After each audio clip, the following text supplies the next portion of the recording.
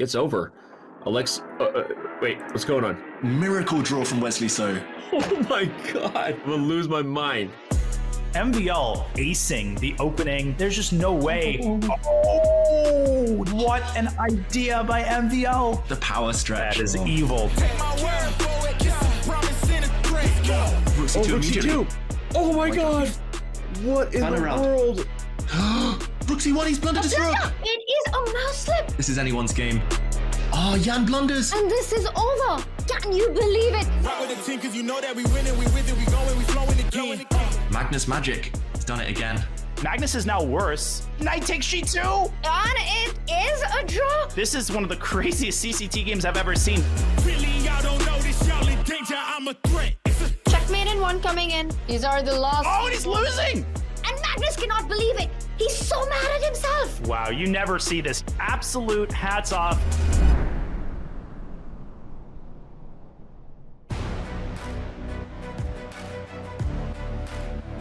We are back in the Champions Chess Tour. This is the CrunchLabs Masters, the third event of 4 here in the Champions Chess Tour. I'm Robert Hess. Alongside me is an Olympiad gold medalist, Grandmaster David Howell. David, how pumped are you that we're back? I'm excited, Robert. It's great to be back with you. It's been ages. It's been a while. And I was watching the play-ins with a lot of excitement. So much was going down, and we're left with a really stellar cast of players. So I can't wait to get started. Me neither. And let's just revisit where we've been and where we're set to go, because this is the third event of 4. And as we see on the tour schedule, this is a year-long affair. We started in January, ended in February with the Chess Masters. Then we got the Chess.com Classic. And here we have the CrunchLabs Masters before September/October. We get the 4th event. And last, but certainly not least, we get the finals, the live finals in December. That will be an exciting clash between 8 competitors who will be very worthy of their spot in the final. So David, we already know 2 tickets that have been stamped to the season and finals. That was Magnus Carlsen by winning the CrunchLabs Masters. Alireza Firouzja one-upped him in the Chess.com Classic. Who will it be in event number 3? Oh, Robert, normally we would say Magnus, Firouzja, they'd be heavy favorites to win another event, but this time the field is so open, so many big players. I mean, you know it, everyone knows it. The Champions Chess Tour, it's my favorite event, and yeah, I'm pretty sure these 8 players, they're going to live up to that this time around. I did some quick math, and as we look at the bracket, the average FIDE rating of these 8 participants, 2760. You heard that right. 2760. As we start at the top, we have the reigning champion, let's call him that, the winner of the previous event, Alireza Firouzja. He doubled down. He beat Magnus Carlsen in consecutive matches to take that title. Look at his first round matchup, David. Fabiano Caruana versus Alireza Firouzja at the top. We also have Magnus Carlsen against Jan Nepomniachtchi, a world championship rematch. Not to be outdone, Jan Krzysztof Duda, Wesley So, Maxime Vachier-Lagrave, and Dmitry Andreikin. Wherever you look, it's a clash of super grandmasters. Yeah, I've got to say that was some quick math. I'm very, very impressed. And it's not every day you see a tournament where Maxime Vachier-Lagrave is the lowest seed by FIDE rating. So, I mean, that just speaks to how strong it is, how open the field is. It's just about who's going to be more in form over the next few days. Yeah, and we know how strong the top division is, but the Champions Chess Tour in general has a lot of depth to it. It's not just the top division. Division 2 and Division 3, they feature many strong players, and as we look back to what happened in the latest event, Alireza Firouzja, we know he took the crown in the top division of the Chess.com Classic. Maxime Vachier-Lagrave, he stamped his ticket to the top division, this time by winning Division 2, and Dmitry Andreikin beat Fedoseev yesterday in the knockout to get here. He sent Fedoseev down to Division 2, but Andreikin, he won Division 3 of the latest event. That's how strong the 3rd division is, David. That's where Dmitry Andreikin found himself. That's right. I was super impressed last time when Dmitry Andreikin beat Niels Grandelius in the Division 3 final. He got through again yesterday, and he's here to make his mark. Don't write him off. He might be a lesser-known name for some of the viewers out there, but he has a lot of pedigree, a former candidate. He got to the final of a World Cup once, and big rapid online specialist. Yeah, that's the thing, is he's capable, and no matter what the type control is, even bullet. And a reminder to everybody that you can go to chess.com/events yourself to watch the action in all 3 divisions. We are going to be showcasing the top division, but you won't want to miss out as Hikaru Nakamura finds himself in the second division alongside the likes of Vladimir Krumnik and many others. So without further ado, let's bring up the tour standings because, as mentioned, two players, they already know they'll be in the finals, Magnus Carlsen and Alireza Firouzja. They're at the top there. They won an event and was second in the other. But who else will join them, David? Vincent Keimer, he entered the CrunchLabs Masters in third, but I haven't seen him. He's busy playing over the board. That's right. The field is so open. It's all about those tour points now. People will be jockeying for position. Every game matters. Division 2, Division 3, so much on the line. But yeah, it does look great for the likes of Vincent Keimer, even in his absence, but it gives an opportunity to some of the others. Denis Lazovic in 4th place, not in Division 1 this time. For those like Nepomniachtchi, Vachier-Lagrave, this is their chance to stamp their mark. And in the top 20, not even Fabiano Caruana. Maybe this is his event, Robert. Yeah, look at this, just from top to bottom of these things. Grishuk down there in 20th place. He still have a shot to find his way to the season end finals because 8 players make their way. So shout out again to Julius Baer, the official wealth management partner of the Champions Chess Tour, for bringing us these tour standings through 2 of 4 events. But now it's time for the 3rd event. And David, we just have great matchups no matter where we look. But whenever we talk chess, we want to start with Magnus Carlsen and his first matchup here in the winner's bracket, none other than Jan Nepomniachtchi, his former foe, everlong foe. I don't know what to call him, but these two have played each other many times. Frenemies, Robert. They're frenemies. They know each other so well. They grew up together. They used to work on chess together. Of course, they played each other in 2021, as you mentioned, the World Championship match. But in recent times, it is Magnus with the superior head-to-head, especially in rapid chess. You see all of their rapid games there. 21 wins for Magnus, 10 for Nepomniachtchi. This is over the board and online. But recent history, Magnus's favor. Speed Chess Championship and on the Champions Chess Tour. Magnus Carlsen usually has a winning record against his many opponents. That's just how strong he has been for so long now. But Jan Nepomniachtchi, he can test Magnus. You see some close matchups between 2.5, 1.5 in Magnus's favor. If just 1 or 2 things go differently, that could turn the tides for Jan. We know how quickly he plays.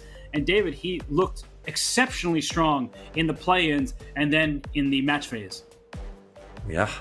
Look at him, Robert. He looks good to go, ready. All of that, well, I'm not sure what to call it, memorabilia on the wall there. He looks in the zone, and as you mentioned, in the play-ins, he did look in sparkling form. I actually think this is going to be close. I think Jan's been playing extremely well recently, and for Magnus, we know it's been a bit of a tough week. So, yeah, this one we're going to be keeping a firm eye on this match. For sure. Condolences out to the entire Carlsen family going through so much. We do wish them the best. It's so great to see Magnus playing, but of course there's so much more going on behind the scenes. And for Jan Nepomniachtchi, he knows what's ahead of him. Magnus Carlsen, no matter what he's going through, is always going to be an absolutely ferocious opponent. No matter the swords on the wall behind him, Jan Nepomniachtchi, he took down some great opposition on the way to making this top division. But there is no greater opposition in chess than Magnus Carlsen. That's right, and this was his successful run in the play-ins. Jan Nepomniachtchi, very, very solid. He nearly never loses. We saw that in the candidates tournament earlier this year, and he picked up 3 wins there as well in the back half of the play-ins there. And yeah, just an impressive player, Robert. Opening repertoire, speed that kills. He's got it all in his locker. Just needs a bit of luck maybe against Magnus today as well. Well, you mentioned speedy players and somebody who, has shown that he can stand the test of Magnus Carlsen. It's this person right here in front of you, Alireza Firouzja.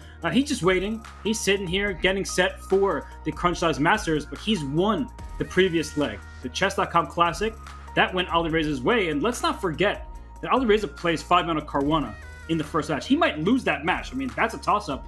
But he did lose the first match in the Chess.com Classic, and after that L against Duda, those are all dubs, David, and look who he beat to take home the title. Not bad at all. Like you said, that's why we love the double elimination format. That's kind of proof that it does work, it can work, and Firouzja there just stepping up his game, moving through the gears day by day, and nearly nobody is capable of beating Magnus Carlsen once, let alone twice in a match. Impressive stuff. And today, Firouzja meets another informed player, Fabiano Caruana. We know what he did in Croatia recently in the Grand Chess Tour, so that is going to be a fun matchup to follow. Fabiano, the Grand Chess Tour, seems unstoppable. The time control is a bit different here in this online format in the Champions Chess Tour, so we should let everybody in on that not so well kept secret that this is 10 minutes plus 2 seconds added per move. That increment is necessary when you get in time trouble. 2.5 points wins the match. The winner, they move on. They stay in the winner's bracket. They have 2 lives. They move to the semifinals. The losers, they drop down to the loser's bracket where they're on their final life and they have shorter matches in the loser's bracket. We get that Armageddon with bidding if tiebreaks are necessary for the 2-2 split. David, we know the fans, they love the Armageddon. The players, it stresses them out a little bit. That is for sure. It's literally the end of the road often for some of the players, and no time to think, no time to blink. We'll get Armageddons at some point this tournament, that is for sure. But in the meantime, the players are getting ready. Game starting any moment now, Robert, as we see Jan-Krzysztof Duda and Wesley So prepare for battle. We're so spoiled that we haven't even spoken about Jan-Krzysztof Duda, who beat Alireza in their first match in the Chess.com Classic, and Wesley So, who made it all the way through to the live finals and was dominant in the group stage back in Toronto in December 2023. So these two players, they have what it takes truly to win this crown. Doesn't matter that we talked about Alireza, Magnus, Fabi, Jan. Everyone in this field can truly win. David, that's how treated we are, how delighted everyone should be to see the 8 Super Grandmasters go at it in this CrunchLabs Masters. Yeah, spoiled. That is the word of the day. And Maxime Vachier-Lagrave, Dmitry Andreikin, 2 of the 1990 generation, back at battle. Another pair who know each other extremely well. On paper, the underdogs, but very, very capable. And they all look good to go. Robert, do you think it's a benefit that some of the players have been warming up in the play-ins over the last few days, or do you think freshness is going to be the key for the others? I'm always curious about that, and I think that playing the play-ins can be very helpful. You see, Fabiano Caruana, he had to slug his way into the field. Alireza Firouzja, he got to sit his way into it because he won the previous leg. And Fabiano has shown tremendous form in the quicker time controls. You mentioned the Grand Chess Tour. Even in the play-in, in the Swiss part, and then the matches, he looked very powerful. He did blunder a pawn in that last game against his second Gregorio Parin. But David, we know what Fabiano brings. And, did we know he'll bring a Sicilian to this first matchup? Yeah, Fabi trying to start in the most dynamic way possible with a Sicilian, but no open Sicilian, no fireworks there. Firouzja chooses a check, bishop b5 check, and a4. This is known to be a positional approach, Robert. So Fabi not quite getting what he wanted, but he must be brimming with confidence. Like we mentioned, the Grand Chess Tour, that was just phenomenal. Seeing him go, that was Fabi just in the flow. Yeah, Fabi has been feeling it, at least in the quicker time controls. Of course, the last turn of the candidates that hurt him, you could see it on his face, that draw with Jan Nepomniachtchi. Then in the Grand Chess Tour Classical event, he lost that final round to Anish Giri. But as the time control has sped up, Fabiano has brought his full might. And look at this. I mean, this opening, it's not very typical at the highest level. But David, Black has good control with those pawns. Every piece for Black along the third rank or less advanced than that. And for White, gaining precious space in the center. But those pawns for Black, they're very hard to actually pile up on an attack. So no true weaknesses in Fabiano's camp. That's right. Black maybe slightly cramped, but super solid. And this last move, not going for the hedgehog, everything parked on the 6th rank, instead fixing the central pawns. He's got to target the white e4 pawn, a bit vulnerable. The white queen, I've never understood this, Robert. The white queen looks so clumsily placed on this square, blocking her dark squared bishop. But I'm sure the players have studied this one before. I have seen the likes of Magnus Carlsen, Wesley So employ this as white. It's supposed to be very positional, a bit of maneuvering now. The white knight often drops back around to c4, a nice perch with which to attack Black's backward pawn. But very solid start to this game, ultimately. And two of the most informed players. There we go. Firouzja quickly dropping his knight back. You called it. Great plan. Just trying to take one step back to go 2 steps forward. That c4 square, it's juicy. b6 and d6 will become targets. So Alireza, he understands what's needed in this position. And for Fabiano, he does need to be careful because I know d6 to d5, they always tell you in the Sicilian and Najdorf's, if you can make that pawn break, it's often what Black wants to do. but you have to time it correctly, especially when there was a rook and a queen on the same line, at least before the black queen went to c7. Yeah, so getting ready to break out potentially. Firouzja has to ponder what to do with his pieces. Does he jump out with his knight? There we go. He does very quickly. He still needs to solve the problem of his dark squared bishop. Yeah, don't try this at home, anyone, because often you do get a bit stuck in terms of development, but it looks like he will be in time, maybe with his bishop coming out via this diagonal to finish development and look forward to the future with confidence. Who would you pick here, Robert, at these early stages?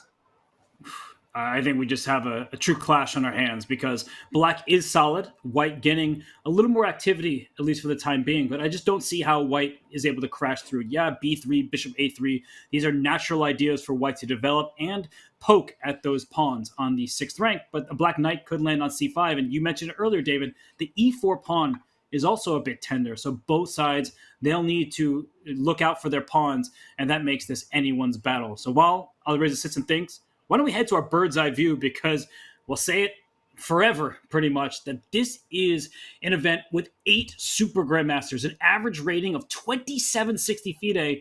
So David, where do your eyes take you as we look at the 4 boards? Oh, wow. It's early stages everywhere. It's nice to see some Sicilians, though. It looks like we've got 3 open Sicilians, or positions that pretty much evolved along those lines, and one that's maybe a bit more traditional. Okay, I'm going to say Magnus Carlsen against Jan Nepomniachtchi. It's very early days there, but just a brief check-in, because that is probably the match that everyone at home will be asking for. Nothing too much has happened yet, Robert. Again, very similar pawn structure to that last game we saw with black. Very solid, no weaknesses, but this time black having pawns kind of on the 6th rank rather than having committed one in the center. And Magnus, I've seen him employ this before. He's got all of his pieces really centralized. He's going to go for a bit of a clamp, a bit of a bind, and maybe a grind later on. Okay, I'm going to ask it again. Who do you prefer in this game, early days? I like white just because black does feel a little bit cramped, though I tend to like this d6, e6 pawn structure because I feel like a lot of players, not Magnus Carlsen, not Jan Nepomniachtchi, but players who aren't so experienced in these variations, they always want to lash out with f4, f5 as soon as possible, go for a checkmate, try to break open the position, but that has a drawback. If you push a pawn to f5, look at that e5 square, for example, you will not be able to control it with any pawn. So every time you push a pawn, think about the squares that are left behind. And for now, what Magnus needs to look at is his bishop on c4. It's directly under attack. He's deciding, where does it belong? Can I push my pawn to b3? No, let's just bring the bishop back to b3 to safety. So David, after I said all that, do you actually think that Magnus has a slight edge, or do you think that Jan has done everything he needed to stabilize out of the opening?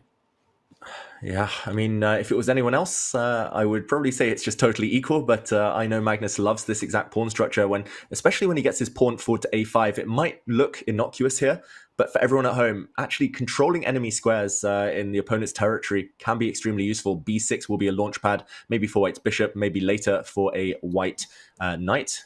If a knight ever posts up on that square, it could be really dangerous for black. But yeah, for now, Jan hasn't done anything too drastic, done anything too committal. Feels like he should be fine. But yeah, I would slightly prefer Magnus's cause here. First, he has a question to answer, a hit on the e4 pawn, but he can deal with this by simply protecting with a pawn. He can even kick back the black queen. Either way, choice galore. Knowing Magnus, he might even think of bringing his rook across. That black queen is almost trapped. So yeah, this is where things might start heating up, Robert. I was thinking the same. Rook a4 was one of those clever moves that's not subtle at all. Like, I'm protecting the e4 pawn and also trying to trap your queen, because the queen on c6, that's not a typical square for it. So I don't think Jan was thrilled to recapture with the queen, but he probably didn't like that if the bishop took back on c6, he was probably feeling a little bit passive, and that dark square bishop for white would have quickly landed on b6 with tempo. So I do like Magnus's position. I feel like even now bishop b6 does come to mind, but then black plays bishop to d8. Not exactly the most thrilling events there, but bishop a4 will always be in the air. You pointed that move out. Black does need to be careful about that kind of idea. Yeah, Magnus here spending a bit of time for the first real occasion on this game, just trying to find a way to maybe get the initiative to start setting those threats, maybe a bit of calculation for the first time. But yeah, I think this is definitely one that will heat up. These types of positions, they never kind of stay too balanced for too long. So yeah, maybe want to check back in on a bit later, Robert. Sure. So why don't we just go straight to the MVL versus Andreikin game, because we haven't looked over there, and we know Maxime is capable of winning an entire event because he did just that in the 2023 season. He won the 6th and final event. There were 6 events a year ago, and that qualified him for the finals. He beat Magnus Carlsen twice in a row, like Alireza Firouzja, his French compatriot, just did that. So as we look into this position, David, we have a day of Sicilian structures, but this one is quite different from the previous games we've seen. That's right. The white pawn is the big difference here. The pawn on d5, which actually occupies a very nice outpost that Magnus has in his position. Pretty much if you put the pawn back on e4, we get a similar structure and similar themes, ideas. Here, white does have the bishop pair. That's the one kind of ace up his sleeve, potentially. But there's tension along this diagonal, and it's really tough for white to maintain the dark square bishop. If you ever move the knight, we'll see a trade. And if you cut the board in half, black has this 4 versus 3 majority on the king side. I wouldn't be surprised to see him start pushing now or in the near future, Andreikin. And yeah, if he can start closing the center or even start blowing things open with a later timely f4, I will start to fancy black's chances. There we go, the f pawn, f for forward. And I'm slightly biased the other way this time, Robert. I think black's position is at least easier to play in a rapid time format. It definitely is. Black is in control some of these pawn breaks, like pawn to f4. And speaking of f5, f4, I'm going to quickly just bring us over to the game between Fabiano Caruana and Alireza Firouzja, because this position will look a bit similar. We're mentioning F pawn pushes. Here we go, David. I mean, it's hard to know which game is which at this stage. There's a pawn on d5, just like in that MVL position. And here, the pawn has gone to f4 for black, but that opened up this new diagonal for Alireza's light square bishop. Yeah, wow. It's like they have this hive mind, these top players. They all seem to be studying the same thing at the same time or looking at these same structures. Yeah, it's almost deja vu. It's almost mirror image. Yeah, the added ingredients here, though, I agree. I slightly prefer white's chances, potentially, just because the bishop will post up on a nice square. Oh, wow, he even grabs a pawn, Robert, but this is committal. Suddenly, he parts with his beautiful light square bishop. Yes, he's grabbed a pawn on the queen side, but he's asking for the black queen to come in. I'm not sure which square, f5, g4. If a black pawn ever lands on f3, there's going to be all sorts of mating constructions, all sorts of mating patterns around the white king. This looks so risky. And look at Fabiano. He plays queen to e8, and that move, given a question mark, I think that's strong. Like I would not give that move that question mark, but perhaps the reason why is it does give that white queen access all the way along the third rank to the h3 square, where it can go into the e6 square with check. Knight d7 ideas will be floating around. So perhaps this is the reason that queen e8 was suboptimal. And actually, I thought it was harsh, but now that I'm looking at it, queen h3 does look very strong. A nice defensive move that could turn into quick offense. Quickly found. That's his trademark, right, Robert? Firouzja, these days, we know him as an attacking player, dynamic, but he's becoming more versatile in terms of his defending. He always wants to defend kind of energetically, and it's always a bit of a bonus when you can play a move like this one, create some threats, create some headaches potentially. But also the queen got off this b file. That was just of paramount importance. And bishop d8. Ooh, knight d7 looks like a nasty fork, but black's intention is to drop back with his bishop and pin. And yeah, this one is so complicated right now. I mean, that's still possible for white. You could also just defend your knight with a pawn potentially, or drop the knight back. But maybe the most fiery encounter so far at this early stage of the 4 Division 1 battles so far. Yeah, I would be a bit worried if I were Alireza, and he's not. He is not afraid at all. He goes knight d7. Bishop c8, which apparently that's not your error. I know how this works. That's the only move that keeps black in the game. But white will follow with queen to e6 check, forcing the queens off, getting out of a pin. But now with all this liquidation, it seems that once Fabiano defends the pawn on d6 with a bishop, c or e7, bishop e7 feels very natural, rook to d8, you scoop up the d7 pawn, we will likely have equal material, but that does not mean that it's just a drawn game. We have actually players with passed pawns in different parts of the board. White has outside passed pawn potential. Black has these extra pawns in the center. Yeah, I've been taught to believe in the power of the central pawns, at least while there are this many pieces still on the board. But for now, white is a pawn up. He will have 2 or 3 moves while black, as you say, goes and collects this pesky intruder on the 7th rank. And if White can make full use of those 3 tempi, then maybe he'll have some chances later on. But if Black gets the king in, if Black picks up this pawn, then I really fancy Fabiano's chances. So yeah, the evaluation bar right now, really deceptive. This could definitely go either way. The question mark, again, I'm inclined to believe it's a bit harsh here. I think a natural move from Fabiano, maybe the other way was slightly more accurate, keeping the c-file open, but ultimately could go either way. And it's Firouzja with a bit more time on the clock. That could be a factor a bit later on.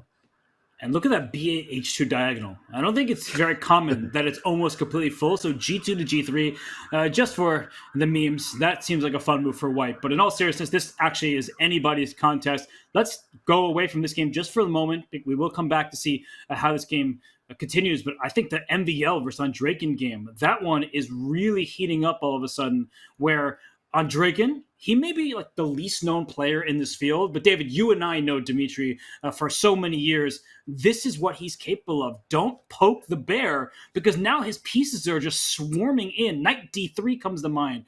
At some point the D5 pawn might drop, and I think MVL is much worse here. Yeah, it's Black's move, so he can actually just jump in immediately and win the exchange. It took me a moment. I was like, wait, how does White stop this threat? But no, it's actually Black's move. Can he jump in? Will he jump in? White will be forced to actually take that knight, most likely, and then White's knight would have been leaping in to its own outpost, the equivalent outpost on e6. So, wow, hesitation there. Is that a bit too tentative though, Robert? Queen d7. He wants to have his cake and eat it. He wants to play rook c5. Keep this up his sleeve for later. I kind of love it, just because I do appreciate when these top players, instead of taking the immediate material, they say, you know what, knight d4 to e6 was why I didn't go for it. You fork me on d3, I'll try to return the favor on e6. Now knight d4 is met with knight takes d5, and White's position falls apart. So what he is saying, Dmitry Andreikin, this is a lesson for everybody who's watching, is that the immediate material, not quite worth it. Let's continue making sure my opponent's pieces don't come to life, don't infiltrate my position, and that's why he simply slid his queen over d7, also avoiding future forks. Yeah, he's well known as a classy positional player, Andreikin. He tries to avoid the chaos if he can. A trip down memory lane, Robert. World Under 10 Championship. Dmitry Andreikin won the gold medal ahead of Magnus Carlsen, Nepomniachtchi, Vachier-Lagrave, myself, and others. So he's super, super talented. He's always had that natural kind of instinct for where the pieces go. Yeah, and it looks like he's just played fantastically so far. The one thing that does concern me is the clock. MVL slightly ahead there. And if things do suddenly spiral out of control, then Andreikin might struggle a bit more than Vachier-Lagrave. But for now, it's under control. Rook c5, I would love next. Knight d3, everything for Black.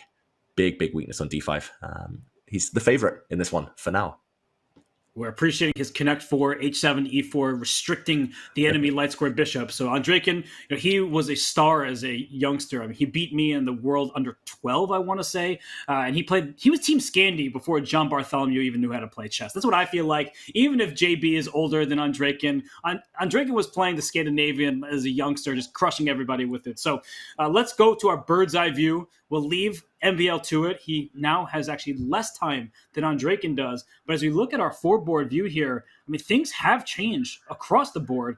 In the top left, Alireza and Fabiano, that remains a tense endgame battle with 2 rooks per side. In the top right, we actually haven't tuned into that, but Wesley So and Yanchistov Duda, that looks like a tactical affair where one side, Black, has the bishop pair, White has the 2 knights. In the bottom left, David, we have a positional grind where it's a knight for Nepomniachtchi against Magnus's bishop on d5. And then in the bottom right, we have the most chaotic position of all. So you take it away. You tell us where to go and what's happening. Are the bishops forked here?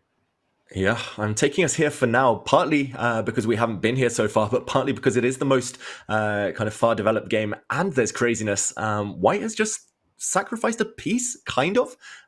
If you take this knight, it looks like White is suffering from some back rank problems. But maybe cold-bloodedly, Duda, after a capture on f3, is going to simply trade rooks and just take this bishop because the white knight will jump back. I don't know. Do we jump in, Robert?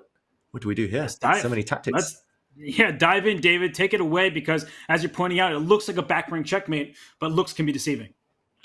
They can, and here White has to trade a set of rooks. If you now take this pawn to cover your back rank to stop checks, then Black can actually save both bishops by simply dropping back, and neither can now be captured. But White instead would have to, I believe, take on b7, and this looks terrifying. You allow a check. I mean, this is the most typical checkmate in all of chess, the first one we all learn, but White can block. And because it's only a dark square bishop, no way to add further pressure to the White knight. This would likely fizzle out towards a draw. So it looks like he's got it covered, Duda, if we go back to the game position. Although, yeah, I say that kind of half-heartedly because there could still be tricks and twists ahead. Do you see anything else for Black, though? The last couple moves here where there's a pawn e4 attacking a knight that White couldn't really take because there was a rook on a5 and a rook on e1. You see those two rooks, same diagonal, bishop b4 would have hit them both at the same time. So both players are coming up with some amazing tactical resources. And here I would say that Wesley, he has a little bit more to prove because a quick material count shows us that White is a pawn ahead. And even moves like bishop to b6, you need to be careful because at the right moment, and I'm not sure when that is, d5 to d6 could be a move that just causes absolute pandemonium. It says you're not going to keep stable in this position. So both sides will have many tactics to work through in the near future. There's so many tactics. Robert, I mean, I would take that knight and try and bail out with a draw, but bishop b6, now you mention it, there are actually traps there ahead for White. If knight takes pawn, for example, this White rook is almost trapped. Bishop to a6. If it kicked back, the dark square bishop continues chasing. I mean, this one is one for everyone to analyze at home. I mean, both players only have 1 minute here, but this is super complicated for an endgame. And we could see an exchange sacrifice because that white rook on b5 is stranded. It might have to give itself up for one of those black bishops. And if the e4 pawn drops, White will have a knight and 2 pawns for a rook, and those pawns could be very dangerous. So seriously, both sides now have to be very careful. And they're also approaching that 1 minute, 30-second mark. They get the 2 second added time per move. That's not as much as it may appear, especially in this kind of complicated position.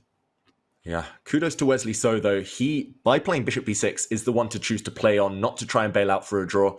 And he's the one trying to make things happen with his bishops. He will be down a pawn next move once he recaptures d5, but the bishops are super strong. And that white rook on b5, we talked about it, and its lack of squares. A bit of an issue potentially for Duda right now as the players tick down to the 1 minute mark. Okay, what do you think? Do we stay here to wait for its conclusion? Other games still in the balance most places, other than Dmitry Andreikin, who is still in charge against MVL. Andreikin in charge, and in fact, MVL just made a big mistake as soon as we start talking about the game. So let's quickly just glance at that game, because I actually want to bring our attention after this one to the Fabiano game, because I see that Alireza's king has gone on a walk on the wild side. Lou Reed is rolling his eyes somewhere, being like, hey, that was just some song lyrics. Let's keep it easy. Here, Andreikin, I mean, he's up in exchange. He's the one in charge. This still has some life to it, but can we please go to Alireza Firouzja against Fabiano Caruana? Because, David, a king on h5 in this position, what is happening? Yeah, I said don't try it at home about some small positional details earlier. This is a big tactical detail. You have a checkmated king if Black can check it, but it's hiding on a light square. Black only has a dark squared bishop. The white bishop doing an admirable job of acting as a bodyguard here, Robert. I mean, I hate it in one way because I would never play this, but I also love it, just showing how daring Firouzja is right now. And I didn't even count the material. It's Alireza who's up a pawn. So if Fabiano's attack, if it doesn't work out for him, he could be facing a problem in the endgame. So d4, protecting his pawn, that looks good. But at some moment, pawn b4, pawn b5, that passed pawn gets going quite quickly. And where is Black's checkmate attack supposed to come from? Ooh, the bar slides down. White, ooh, double question mark as well. I think here he's going for the checkmating attack this time, Firouzja. But the black king might take a walk of its own into the center where it'll be far more flexible than its counterpart. Maybe this was the downside. You've given the pawn back. That was part of the allure of White's position, having that extra pawn. And if it's level material, White's king sidelined, it might be the black e-pawn that causes the real damage. Okay, so just steal that pawn and say, we have even material, but this is not a level endgame. I always say, don't just count the material. Look where those pawns are at. It's even material. White's up a pawn over there on the queen side. Black's up a pawn in the center. Black's pawns seem easier to push, and the white king is still offside in some danger. What? There's got to be a checkmate coming. It's so close. If this rook were just back on g8, this would be a lawnmower checkmate. The black rook would come across and trap the white king. But for now, the white king is keeping the rooks tied down to each other. The black king's coming, though. And, okay, the connection on the g-file was severed there by the white bishop. And the bar drops, but yeah, the white king's still living a charmed life. And the blue arrow appears, Robert. Rook back to f2. That was so difficult to find. So unnatural to retreat willingly there. And is it time for the black pawns to start rolling? Fabiano says yes, but apparently not. What's happened here? Oh, there was rook God. takes c7 check. We have to show that quickly. I know the players are down to the last few seconds. Or do we show it later, Robert? What do you think? There was a winning tactic missed by Firouzja out of the blue almost. Yeah, you can just imagine already, if that rook takes the bishop, which is about to happen, by the way, we didn't have to show it. Alireza Firouzja found it the second time, and rook takes c7 with bishop f4 at the end. He's found it. We didn't need to show it. The exact same tactic blundered twice in a row by Caruana. Yes, he's got the pawns, but the white bishop is a blockader. Game over. Yeah, you could see Fabiano, he threw his hand in the air like, I cannot believe that I just let this one slip. And Alireza Firouzja, he is going to take game one after this king went all the way out to h5, but he continued to look for tactics for a way out, and now it's an easy win. This is game over. Fortune did favor the brave there, and Fabiano throws in the towel, resigns, blundering that tactic. Watch out, everyone. Bishops, especially loose pieces, they drop off, and yeah, that bishop with that fork there deciding this game. Let's roll over to one of the remaining games. Magnus Carlsen against Jan Nepomniachtchi still in play there. It looks like a balanced endgame, I was going to say. Oh, you said it, and then Magnus suddenly is winning because he found an intermezzo. Yeah, let's jump there. This one is winning for Andreikin, still a rook for bishop up. But wow, Magnus now with his pawns rolling. 2 rooks and 2 very strong pass pawns here, Robert, pretty much. Yeah, you see Magnus was just able to crash through a big mistake from Jan Nepomniachtchi. There was tension. There was a black pawn on d6 that took a pawn on c5, but it allowed white to push the d pawn, then recapture the c pawn. And now we look. There's a healthy, protected pass pawn on d6. And David, the worst part for black, there's no b7 to b6 to undermine it. White's pawns have a true clamp on the queen side. Yeah, black's rooks are paralyzed. Look at this black rook, cannot move. The other black rook stuck just in case the white pawn ever advances, and Magnus is getting ready to free up his own rooks. Maybe he'll slide across now. There we go. He's threatening to push. He might even come in later on with his rook to d5. Black is just stuck here. Shake of the head from Jan Nepomniachtchi. Robert, the endgame maestro, Magnus Carlsen again. And Jan was outplaying Magnus. I sort of peripherally caught a glimpse at this game, and Jan brought his king to the center, was doing everything correct. But then you look at the clock, both players reaching below 15, 10 seconds, and that's where things started to unravel for Jan. Rook e7 check. There's almost a checkmating net coming. So the black king, it's ensnared right now. Yeah, this king has nowhere to go. It will get trapped in the next couple of moves. Rook b2 now looks like a killer threat. One last trap here, en passant. And okay, Magnus takes the win. Jan resigns. Robert, a turnaround so quickly there. And that's what happens in chess. You make one mistake and your position can collapse, and it did for Jan Nepomniachtchi. But this is what we said before the match began, David, that Jan Nepomniachtchi, when he's in his best shape, he can not just test Magnus, he can take him down, but Magnus outlasted him. You can see Magnus, he's looking over the game, probably trying to look at some mistakes, maybe catching up with text messages as well. But we have 3 winners in this opening round. We just watched Magnus Carlsen get it done. No surprise from Dmitry Andreikin. He outplayed Maxime Vachier-Lagrave in their matchup. And Alireza Firouzja, he survived a true scare against Fabiano Caruana, unleashing that tactic on the bishop on c7. Yeah, very different types of games there. Andreikin winning, rightfully so, just in control the whole way from the start. But both Magnus Carlsen and Firouzja relied upon their speed skills, that quickness of thought, that quickness of mouse, and they bamboozled their opponents with just a few seconds left on the clock with huge turnarounds, Robert. A good start to the day for some, but others now needing to bounce back already. For Fabiano Caruana, he did throw his hand in his air, but he did care. He was upset. He couldn't believe that he overlooked this tactic where a rook sacrificed for a bishop with check just to win the other rook. So Fabiano, he was in the driver's seat, didn't get it done. Jan Nepomniachtchi also was doing very well. He made a very critical error with an active king, and then the passed pawns went going. So, David, maybe we have a bit of time to just perhaps show a position or two that we didn't get to see, because I think the fans would enjoy seeing how the players were able to achieve their decisive victories. Yeah, let's do just that, Robert. And let's start with Magnus Carlsen against Jan Nepomniachtchi, where you mentioned actually it was Black doing the heavy lifting. Black, Jan Nepomniachtchi outplaying his esteemed opponent in the endgame. And we'll jump in here just moments before we joined that battle that had pretty much become a bullet match. Both players under the 1 minute mark. And it was here that Jan Nepomniachtchi started to let it slip. The white pawns look dangerous, but it's all about the black king. The black king is the best piece on the board. And if Jan had now gone active, played a move such as rook to g3, he would have been in control. White's big weakness on e3 is a target here. Maybe f4 later would create a passed pawn, and white struggles to make progress. White is a bit tied up. Rook's defending, and not much to be done. But instead, rook going to c8. And after rook c4, Jan made a huge error here. He should still wait. He can yo-yo back and forth with his rook, maintain the status quo, but d takes c5, a game-changing blunder, allowing that intermezzo you mentioned. Simply pushing past pawns, that's what they're there for.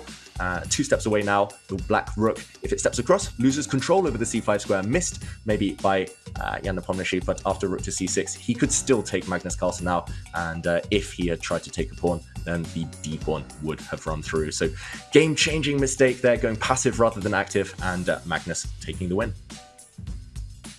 It was nice conversion in the end to see that you could throw in this d-pawn push. But David, Jan Nepomniachtchi, he must be kicking himself, because with the black pieces in the first game, to have that kind of position where he knew that he was outplaying Magnus, just to overlook this little push that did the heavy lifting, you know, that's one of those moves you can't take back. But boy, does Jan Nepomniachtchi wish he could.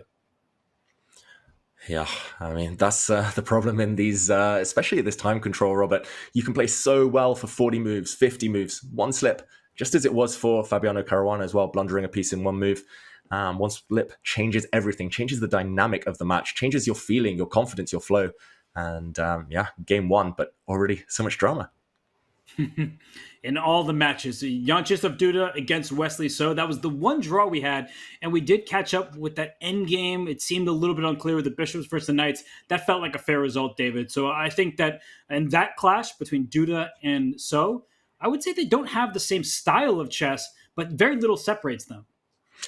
That's right. I would say polar opposites almost, at least in terms of their instincts, in terms of their natural selves. Both just fantastic players, but Duda definitely thrives in imbalanced positions. Wesley likes calmer positions that he can control the pace of. So yeah, it's going to be interesting who can assert their style, assert their authority on the opponent in the next battle. Well, I'm just looking again at those, I don't even know what to call it, weapons on the wall behind Jan Nepomniachtchi. He is trailing Magnus Carlsen, but we know what he's capable of. And how do you come back if you're Jan Nepomniachtchi? Do you just say, I lost with the black pieces, that happens, I get 2 whites in my remaining 3 games? Or what do you think is going through Jan Nepomniachtchi's head? Yeah, I think he's formulating a game plan. Does he stick to his kind of world championship repertoire, which kind of worked to some extent against Magnus, especially with the white pieces? Jan always, with white, seems to get a niggling edge. Kind of, he seems to be able to assert his kind of pressure on any opponent. But then again, do you try something else? Do you try something, a total surprise, throw Magnus off early, but at the same time, potentially risk playing unsound chess? So it's difficult. I wish I knew how to combat Magnus Carlsen. I wish anyone knew, but it's difficult for Jan Nepomniachtchi right now. I would advise just playing his usual stuff. It's still a long match. Still has plenty of time to strike back later. Well, if anyone knows how to prepare against Magnus Carlsen, I think Fabiano Caruana from the 2018 World Championship match, 6-6 in regulation before rapid tiebreaks, and Alireza Firouzja, who now has the black pieces in this game, but he took down Magnus twice in the Chess.com Classic. So here we go. We're out of the gates. David, Fabiano, he plays a bit of everything. I actually think that he has completely overhauled his repertoire in recent months, especially. But I don't think I've ever seen him play this from the white side before. No, I haven't either, Robert. He tends to be more classical, especially with white. With black, he's been freestyling a bit more, taking risks, trying to provoke the opponent. But with white, it was very much all about main lines until the last couple of years for Fabiano. E4, D4, very direct, very principled, and he knew his stuff inside out till move 30 and beyond. Here, it's, it's the type of chess that I play. You start freestyling on move 2 or 3. You just hope that you freestyle better than your opponent. But, okay, early offer of a queen trade. I've got to say, this idea of provoking the white knight forward, black has lost a tempo in the process with his bishop, but the idea makes a lot of sense while you have the option of playing moves like f6 and e5. You do gain a bit of time in the process. We'll see the queens leave the board now, most likely. But yeah, whose position do you prefer? Or at least, who do you think is the happier of the two at this early stage? David, bring up the analysis board for a second, because I was just wondering what happens if queen takes queen, pawn takes queen, and bishop e4, just a way to hit the rook on h1 and the pawn d5. But check this out.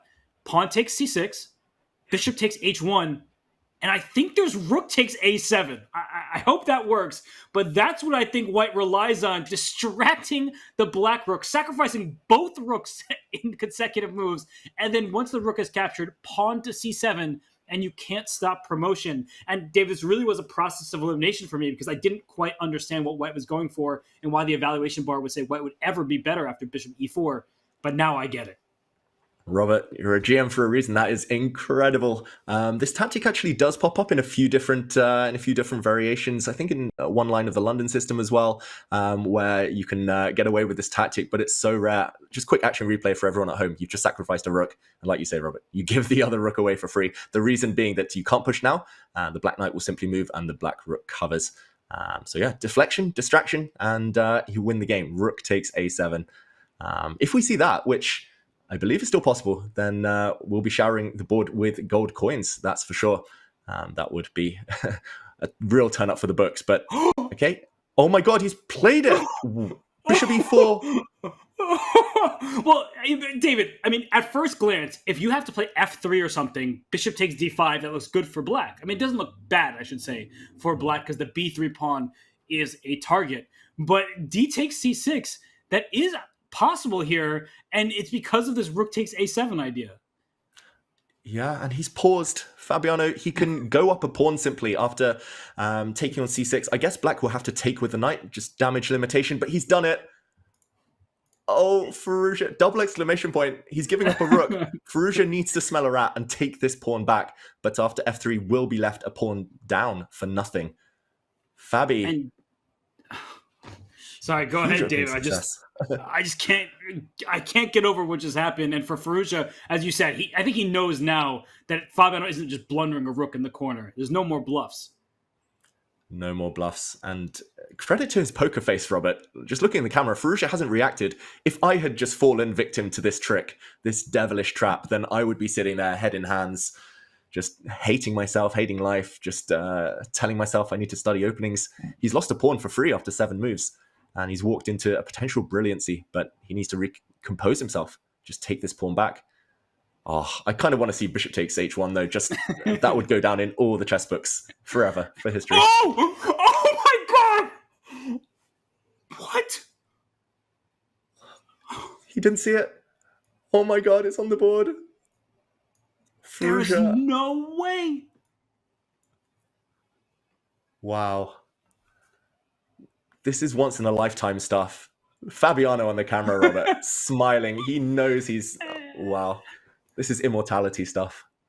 Yeah, this is going down in the best games book, beating Alireza Firouzja in essentially 9 moves of chess, 2 brilliancies in a row. And David, I was actually going to ask you, when Fabiano paused on move 6 to take that pawn on d5, he spent about 30 seconds. I was wondering if he was just leading Alireza to believe that he didn't know the opening, because clearly Fabiano knows what's up. That he took on d5, he took on c6, and sacked the rook, the second rook, on a7. So this is just mesmerizing stuff. Yeah, the top chess players in the world, they are a bit sneaky. They do these things. I've done that plenty of times, Robert, spent 5-10 minutes pretending to think and just to lure my opponent forward along a variation to lull them into that false sense of security. And Firouzja, I'm just amazed he took on h1. Surely after white gives you a rook for free, you pause, you think, you kind of mistrust your opponent. But yeah, this happens, and 9 moves he can resign. I mean, the problem for black is it's just checkmate. The black king is actually trapped on the back rank, whether you allow your rook on a8 to fall or whether you allow the pawn to push forward. And Firouzja's going to resign after 9 moves. There we go. Game over. It's over. He resigned. Look at Fabiano. He is cracking up over there because this never happens at the highest level. He's not laughing at his opponent. It's just that you work on these opening tricks and traps, hoping that one day maybe, someone in Title Tuesday will fall for it. But you don't expect it to happen on this stage, David, against this opponent. Yeah, you can never expect that. This is the type of thing when you're preparing openings, you flick through with the computer, you're like, okay, this is one thing to avoid. That will never happen, though. And you kind of move on. And Firouzja, I mean, I think he's going to be grateful it happened now rather than a critical game a bit later on. But huge lesson to be learned there. Huge homework to be done as well. And wow, what a turn up for the books. Just incredible, Robert. Just incredible. And the other games have barely started in the meantime. Well, you say that, but then I look in the bottom right. I don't know what's going on with Dmitry Andreikin today because we typically think of him as this solid London player. But I'm looking at that game against Maxime Vachier-Lagrave. Maxime brings out the fighter in Dmitry. Like, look at their position. Black is missing an F-pawn. White hasn't connected the rooks yet. This looks like a scrappy type of position. And I have to say, White's pawn structure is much healthier, but Black is going straight for the White king. Yeah, Black has to. Like you say, long-term, White is doing extremely well, positionally, strategically, and often as the side who's suffering with a worse pawn structure, you have to compensate for, the deficiency of the weakness of these pawns by being energetic, by going for the attack, going for the kill before your opponent gets organized. So now Black has the bishop pair. At least the attack has been slowed down. But I could definitely imagine a black bishop landing on this diagonal later on and going for the g2 pawn in combination with the black queen. I still like White's position. I'm a big sucker for nice pawns, nice pretty pawns, Robert. But Maxime fighting. This is his chess as well, fighting with dynamism. If we were commentating with Danya, he might take the black side. But you and I, we're kind of similar in this regard. We much prefer the healthier pawn structure. You see White has 2 pawn islands. Black has 3 isolated pawns, a7, c6, and e7, which means you're going to have to use your more valuable pieces just to defend the little ones. So bishop e3, connecting the rooks, finishing development, and a word of advice for everybody who's scared of the bishop pair. If these dark square bishops come off, White is just cruising. So if somehow I can go rook d1, bishop d4, and trade off the dark square bishops, Dmitry Andreikin would do that in a heartbeat and be very happy. And that is what Maxime is going to avoid. He's using his activity as a way to shield his weak pawns. Yeah, you got to be really, really active here. I'm not sure how to start, whether you just try to kind of plant your bishop on d5 as soon as possible. I would love to gain a tempo against this white queen, just landing the bishop on this diagonal. I'm slightly tempted to try and throw away pawns already just to clear diagonals, but I don't think it's working quite yet. Ultimately, you want to bring your rook over. You want to start attacking, but it's very slow, very time consuming. So for now, despite the fact he's a couple of minutes down, Dmitry Andreikin, I think he's going to be very optimistic about increasing his lead in this first match, this winners quarterfinal. This is a kind of Maxime position. This is the most Andreikin of Andreikin positions. So yeah, yes. I have to think the opening battle has gone Dmitry's way. For those of you who are not familiar with Dmitry Andreikin, go look up his chess games. Look how he made it to the finals of the World Cup, how he played in the candidates, and I believe he finished with a 7 out of 14 score, right in the middle of the pack. I mean, this player has been at the highest level of chess for a long time, a bit inactive over the board, but truly a star of the game. How many Title Tuesdays has the guy won? Like 15 or something. And he's really, really strong, and he could win this whole event. Yeah, just fantastic player. If you at home feel that you're a positional player as well and you like your harmony, like your good pawn structures, like your kind of risk-free chess, then he's a great role model to follow. A5 from Maxime Vachier-Lagrave. I guess he's trying to push the pawn even further, and by using it as a battering ram on the queen side, he's going to try and open up his bishop, but feels like he's playing on the wrong side of the board. Normally, you don't want to touch the side where you're weaker. A bit slow there. So we'll wait and see whether we're proven right about White's nice pawn structure here and whether it grants a long-term advantage. I'll look at that offer of a queen trade.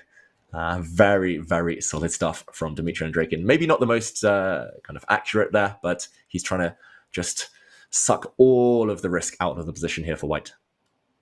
Yeah, and when you're up a point in a match, your opponent feels some pressure to even it up. These kind of decisions can pay off. So we'll see how this one continues. Both players, they're going to try to either squeak out that advantage or for Maxime try to use his activity as a way to parry off some of the pressure. But let's go back to our view of the other games because one game is finished before even 10 moves were played.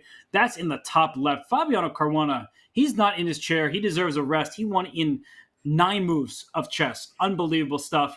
But David, as we look at the top right and the bottom left, both of those games, they look quite interesting to my eyes. Which direction would you rather go? Robert, I'm going to start calling you the prophet this time. You predicted that whole variation, the 9-move win. This time, I'm going to predict that Jan Nepomniachtchi against Magnus Carlsen is going to heat up in the near future. We'll go to the Caruana between Wesley So and Jan-Krzysztof Duda. But first, Magnus has to fight back against a bit of pressure, I would say. The bishop pair crops up yet again. And it's Jan Nepomniachtchi. We talked about his strategy for trying to strike back. Yeah, it looks like he's done some very promising stuff, I would say. Got the bishop pair, got the extra pawn in the center, and now trying to blow open this diagonal. But bishop e2 from Magnus hit on a rook. What do you make of this middle game? I know what would happen if this were a bullet game. Pawn takes e5 in a heartbeat, right? Just give up the rook on f1. All right, it's already happened. Jan Nepomniachtchi plays rapid like it's bullet sometimes. And if we're being honest, David, that might be his biggest asset in this position. Look at the clock. He's up 2 minutes. And I don't know about you, but I firmly believe this is easier for White to play because you're about to go on the attack. Yeah, just like you, I had to pause after I saw bishop e2. I was like, wait, why can't White just start grabbing? And I mean, you're going to get a dream of a pawn center, let alone other compensation. The White queen's going to land on f5. Big weaknesses. Magnus, I do feel he's living on the edge. The eval bar says level, but this is far from a dull position, far from a balanced one. This is pretty much all the imbalances you can get. Looks Magnus very nice. Sorry, is Magnus playing on a phone? A tablet? Yeah, it kind of looks like it from this angle. And even knight g4, by the way. I was thinking you have to go the d file to keep that knight protected because queen f5 here looks like it hits your knight and may forces it back to h6, but that's not where your knight really wants to be. But perhaps Magnus has worked this all out because this is bishop e4 is the only move. And if that's the blue arrow telling us that's the only move that keeps the balance here, that means that queen f5 is probably met by queen takes d2, not even protecting the knight, just attacking the dark square bishop. Yeah, just chaos would ensue after queen f5, queen takes d2, and it does look like that chaos favors black. If black can simplify the equation, just get rid of pieces, even at the cost of giving up back some of the material, giving up maybe a couple of pawns, I think that would favor Magnus right now. So bishop e4, I agree with you. It's not easy. The whole idea is to kind of provoke a weakness, and the bishops on these two diagonals will likely give you a big attack, but far from obvious when you have so many other tempting options. So big moment right now. Rook f5 also comes to my mind. I'm not sure why I'm attracted to that one. I guess you can't defend that pawn with your queen, so bishop e4, we'll wait and see. But yeah, it looks like Magnus is working on that tablet. It looks like he's calculating right now, and yeah, very double-edged play. I do like your suggestion that rook f5 looks far more normal to me in a way than bishop e4, because giving up your central pawn, I know h7 is loose, you're going to hit the king, you get a check over there, but it does feel like you're losing a pretty important central pawn. So rook f5 makes perfect sense, because if we're being honest, black never wants to play the move g6. Like in no universe does black want to push that pawn to kick the rook out of there, because you're opening up that long diagonal, and there's a bishop on b2, very happily waiting to see a queen land on c3 and go for this kind of battery checkmate. So bishop e4, I see the blue arrow. I don't find it that likely. Yeah, I think if he gets there, it's maybe a process of elimination. Maybe there aren't other moves. Queen f5, though. It's that line you predicted, Robert, and huge mistake, huge blunder from Jan Nepomniachtchi. He must have underestimated or miscalculated this move. Queen takes d2. Otherwise, white is doing great. It's a double hit. You hit the knight, you hit the pawn, but black can counterattack. You don't always have to go passive and just react. You can strike back now. And Magnus, he's going to play it, surely. Yeah, the fact that he paused was a clear indicator that he was going to play this move. And queen takes d2, that was spotted from a distance. Jan overlooked it. But the point is that queen takes f7 check does not lead to mate. The black king just slides on over to the corner. e3 is dropping. The white king is actually in some danger. And if trades happen, that favors the side with more material. And in this case, that's Magnus Carlsen. So I think you're just dropping pretty much everything at this stage here. David, do you even see a move that allows white to keep this a game? No, not really. Even queen takes g2 is a threat here, just to simplify, and knight takes e3. But I don't know, bishop d4 maybe. But I don't really see why black has to stress too much about the f7 pawn. Like you said, it's not checkmate, and if you're not getting mated, you have extra material. It's a simple maths equation here. Exchange up, and white, just total collapse. I've got to say, some weird stuff is in the air in the CrunchLabs Masters, Robert. That 9-move loss by Firouzja, and now Nepomniachtchi is self-destructing in one move. What's happening? I think for Jan, it's just the pressure of playing Magnus, although I will give credit because bishop c1, that looked like the way to keep the game going at least. But for Jan Nepomniachtchi, I think it's just that frustration. When you lose that first game where he was better in the end game, it seemed like you shouldn't really have any losing chances whatsoever. You just start like throwing your hands in the air and being like, how do I ever beat Magnus Carlsen? And for most players, the answer is you never do. Jan Nepomniachtchi has been able to do that before, but over a 4-game match, good luck to you. Yeah. And if he goes 2-0 down right now, then huge uphill struggle. I don't think he's going to make it. Credit to bishop c1, though. Credit to Jan Nepomniachtchi. That was not on my radar. But the black queen had to defend the knight now. So Magnus calculating extremely well. And the white bishop cannot fork the two pieces because there's a checkmate on the h2 square. Yes, it's just a pawn. On f7, you can take it, but black will gobble up on e3 and or e5 in the near future, and this one should be game over. Magnus cruising.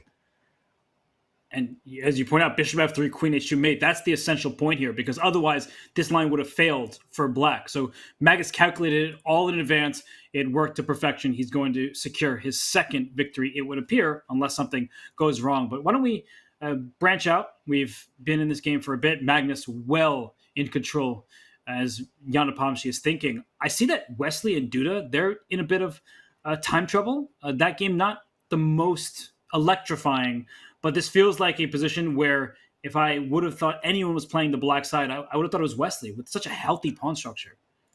Yeah, black has full control here.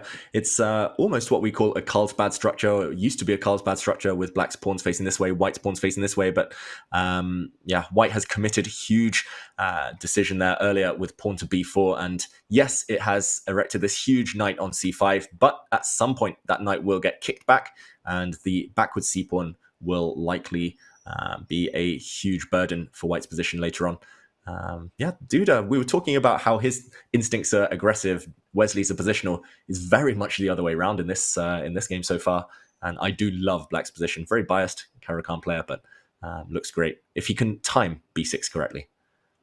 B6 should be on your radar every single move, but that's the type of move that players often play a little bit too quickly. I would actually say Wesley with the black pieces, I would just trust him completely, say, yeah, he's got this one. But the problem is that you're always tempted to make this pawn push, and Duda says, hey, don't just speak as if this is one-way traffic. Knight d7, we may see in some positions knight f8 to g6 because that pawn on g5 is such a good one. But for now, is it time, David? Please tell me. Is this the right moment? He did play b6, but is it going to work out? Yeah, I'm not sure. I might have hesitated a bit longer. I guess he wanted to strike before white gets any counterplay going with h4, for example. But I still prefer black's position. I don't know whether it was the perfect moment. The one downside now is that you do liberate the white rook, but that's not the worst thing in the world. Black's knight will happily park itself on c4. I still think Duda's really in control here. Wesley's going to be hating every second of this. Just like Andreikin, we were talking about a lover of great pawn structures, and Wesley is one of those. Oh, the black king might even come, Robert, into the position in the near future. This still looks great for black, I've got to say. Just a weak point in the white position. C3 pawn, easy target. White's best move would be pawn b4 back to b2, because a pawn chain is only as strong as your base pawn. And here, the c3 pawn, that's not looking very healthy. And I just want to mention, since you named Andreikin, his position against Maxime Vachier-Lagrave, that looks quite level with 2 rooks, opposite colored bishops, but there still is some life left there. But let's stick to this one, David, because I feel like Duda, he can increase the pressure with a rook swap and knight to b5. Do you see any alternatives besides trading rooks? No, I would be reluctant here to keep the rooks on the board. For example, you could run away from the trade, but you only leave the opponent with a really active piece. So why not trade your opponent's most active piece? And like you say, go pawn hunting. The knight does hit the backward pawn on c3, and rook c1. That's the type of move you play through gritted teeth, Robert. Just full defensive, back to the wall job here. It's just about whether black can increase the advantage and increase the pressure. There we go. The rook's coming in. A new avenue has opened. I love moves like that, because we keep talking about the c3 pawn, and that's where I was tunneled on. Why would I ever leave the c file? Well, my rook can actually go to a2 to kick that knight out of there. Sometimes it might sit on a3. And this black king, it belongs on c4. King c6, king, once the knight moves, king to b5. So you need to use the king as a weapon in the endgame. So that black knight will slide back to d6. The black king will venture forward. So that's, I think, the main plan. Yeah, just looks so beautiful. And okay, the blue arrow appears. I don't think that's the only promising move, but it's probably the only one to immediately cash in and capitalize on white's last error. I think that's because the white knight will be forced away from the c-pawn, and he will be able to simply go and capture it in the near future. The white knight will be forced to a worse circuit. So g5, will he play it? Maybe he won't need to. That's the one thing. Like you said, knight d6 just looks like such a healthy long-term plan. You can win it the slow way. G5 is the faster way, but often being more direct does increase the margin for error. So we'll see. I think knight d6 is just as healthy, though. Knight d6 looks like such a good move. Instead, he goes rook a3. Maybe he wants to repeat the position once. I'm looking at the clock, and Duda was well ahead. Now we've evened up. In fact, Jan Chistov is the one with less time. I'm starting to get worried about his winning chances, because if he wants to win, he has to take some risk, as you said. And taking risk when you're down at 20 seconds, usually not a good idea. Yeah, it's almost as if he's frozen really slow. Duda's normally very instinctive in these positions. Okay, the position repeats itself, and now g5. So he finds the best plan, the best continuation, but it did cost him a bit of time, and it's going to be a bit random now in the scramble. I'm not sure what I would try here for white. Knight h3 gains a bit of time against this pawn, but oh, look at that. Full control, controlling his whole half of the board. f6 there. Rook a3 is not running away anytime soon. Okay, Robert, this one, surely he would win this with anything more than a minute on his clock, but 15 seconds, is that going to be a bit of a savior here for Wesley So? And Duda keeps spending more time than I would have thought that he was going to. I mean, he went down to 5 seconds, gained 2 seconds bonus time, so he's at 7 now, but rook d2, he's just trying to freeze white's pieces. I think that Wesley has to bring his king back, king g2, king f1, but no, he brings his knight first. David, I don't see white having a plan for the rest of the game. Yeah, white is pretty much in zugzwang. White is just yo-yoing back and forth. Knight d1, knight f2, knight d1, knight f2. And he's just asking Duda to come and break that fortress. Can Duda break through, though, with only a few seconds left? 5 seconds every turn. I don't know. One second. Wesley, he might save it. Okay, he's making me nervous. Both these players are getting down to their final seconds. And David, you think that... Oh, there it is. The c3 pawn's dropping. So I was about to ask if progress has been made, and the answer is an obvious yes. Some counterplay, though. One pawn has dropped. I could definitely imagine white getting f4, g5 in the near future and pushing that pawn. But, okay. Oh, the rook almost trapped. The f3 pawn drops now. Duda in control. Looks like he's the faster. He's still in charge here. King F7. Is the rook King F7, there's rook H6. I thought the rook was just trapped in the spot. But no, it survived 2 seconds. Duda takes his pawn on d4. So now, David, it's an extra pawn. But if that white knight can sacrifice itself for those 2 black pawns in the center, we could be talking about a position that Wesley has hopes of saving.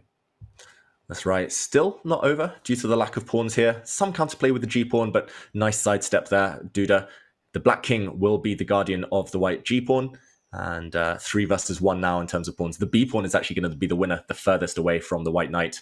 Should still be under control. I say should, Robert. We've seen strange things already. Knight e2, though, does remove most of the danger. And Duda leans back. He knows he's got this. Oh, but there's a great move, rook f1, because king g4, pawn g6. The black king is cut off, just like it would be if black had no pawns on the board. Ooh, is he going to break that rook f5? Oh, he's pushing his own pawn, but how's he stopping the G pawn now? There we go. Really clever. Yeah. Now the black king is going to... timed. Yeah, the black king will deal with this pawn. Like you say, perfect play. Oof. He ran it close though, Robert. It looks like he's going to get the win, but nearly let it slip. Yeah, that rook f5 find by you and played at the right moment from Duda. That was exceptional endgame technique. And now the problem for Wesley is that he needs his king and rook to take that pawn on d3, well, yesterday. And now, unfortunately for him, it's going to be captured on the wrong square, and the black king marches forward. Yeah, and king and pawn endgame 101 after rook takes d2, which I think will be tried by Wesley in the near future. But the black king will use the opposition. Here we go. We're going to get shown by Duda the winning motif.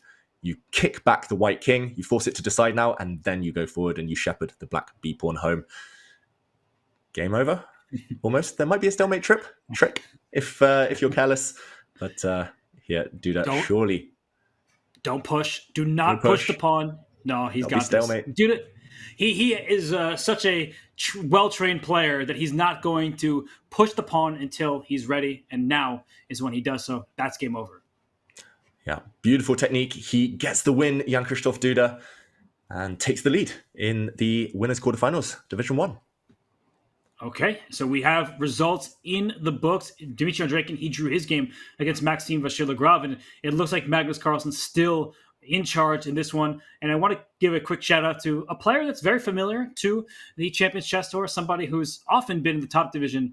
It's Denis Lazovic, but here we're actually not shouting him out in the best moment because he did lose his game in the 3rd division to Yuri Kuzubov, the strong Ukrainian Grandmaster. So we see top talent even in the 3rd division. Kuzubov knocks Lazovic down to the loser's bracket. But here, David, I think that's what Jan wants to avoid, is being kicked down there.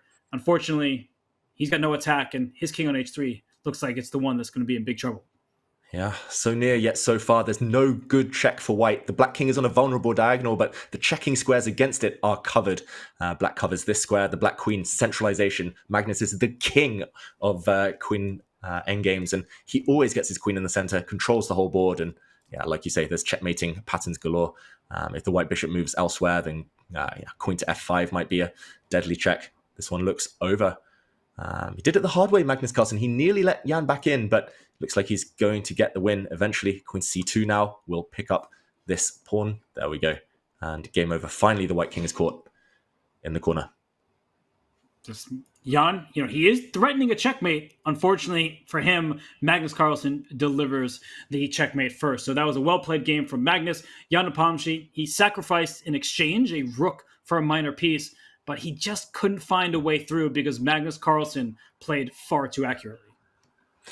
Yeah, Magnus in cruise control there, taking a huge advantage early on. A bit of a blunder there from Jan Nepomniachtchi in the early middle game, and a 2-0 lead, the world number 1. Starting the CrunchLabs Masters on a high, as has Jan-Krzysztof Duda with that important win while the 9 move. I mean, what do we call it? Miniature there, Robert? I think that's going to be the talking point of the day. Well, when a top player wins and one loses that quickly, of course it's going to be the talking point. But I think we should talk about Jan-Krzysztof Duda's endgame technique. That was really masterful. He repeated the position a couple times. Just when it looked like he was in time trouble, might not find the W, he did just that. So Wesley he is down by a point. And of course, Dmitry Andreikin, he leads 1.5-0 over Maxime Vachier-Lagrave. So, David, I don't even know what position to look at. I think I know what everyone wants to see. But in addition to that game, I mean, there's just so much excitement. Yeah, we were excited beforehand, Robert, and it's really lived up to it so far today. So many decisive games, but it's not just the results, it's the style, the drama, the blunders, the brilliancies. And I think one game that contained all of that was that 9-move miniature, packed all into 9 moves. And it's not every day you see a top grandmaster sacrifice 2 rooks within 9 moves. and the queens being off the board, but that's exactly what happened between Fabiano Caruana and Alireza Firouzja. And we'll show that in just a second, how Fabi wrapped that up, took the win. And Firouzja needs to recover just from the shock. I think that's the biggest takeaway. And okay, here we go. We see a very standard looking type of position, which arose from a hybrid between the English opening and the Reti. Queens coming off the board here. Black offering this trade of queens. Fabiano took on d5. If you take, white simply pockets a pawn. So the queen trade looked inevitable. And here, if black captures with d5, which would have been a lesser evil, white's knight would have come forward, hitting the d5 pawn and trying to enter the b5 square. Very nice attacking post. So Firouzja tried to recapture the pawn with his bishop instead, hitting the rook on h1, hitting the pawn. Looks like a double attack, but Fabi did not react to the hit on his rook. Simply capturing on c6, double exclamation point. He is sacrificing his rook in the corner. Firouzja now needed to just accept the fact that he was going to go down a pawn. Knight takes on c6, and after f3, black would have been a pawn down, but at least would have been fighting. Instead, bishop takes h1, and blink and you miss it. This game was over immediately after the brilliant rook takes a7. Deflection. The black rook in the corner is trapped. If it takes the white rook, then c7 would crown the victory for white, making a queen next move no matter what. And not just that, the black king also trapped, checkmated, and Firouzja, after 9 moves only, had to throw in the towel and resign. An absolute shocker. Fabiano Caruana was laughing. He was thrilled. And I think everybody can learn from that experience. And Alireza Firouzja will have to learn fast, because there are 2 more games in their opening match, and then we might get Armageddon. But we do know it's summer, it's hot. The chess, it has been on fire here in the CrunchLabs Masters. And if your summer bucket list includes getting a sick tan and improving your chess, Chess.com can help you with one of those things. Just one, though. Boost your game with 50% off premium membership, including a 7-day free trial that's unlimited game review, puzzles, lessons, and more, plus a breezy, ad-free experience for your beachside chess games. No code needed. Anyone with a basic membership can claim this offer. Use the command SUMMER or visit go.chess.com/summer_offer now. We'll be right back from the CrunchLabs Masters. This is the winners quarterfinals. We've seen Nepomniachtchi struggle against Magnus Carlsen. We've seen other players show their best. Magnus, he may be rubbing his eyes, but he has been a treat to watch. So we'll be right back. This is the CrunchLabs Masters 2024. Do not go anywhere.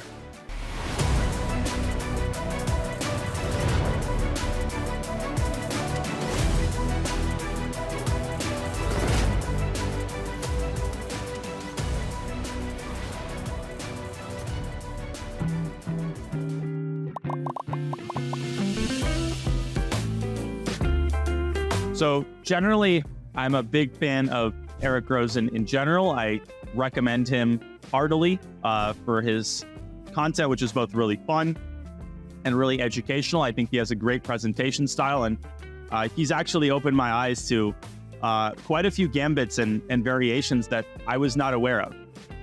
Treat Every Blunder as a gambit is, I think, good at building the kind of mentality that I would approve of.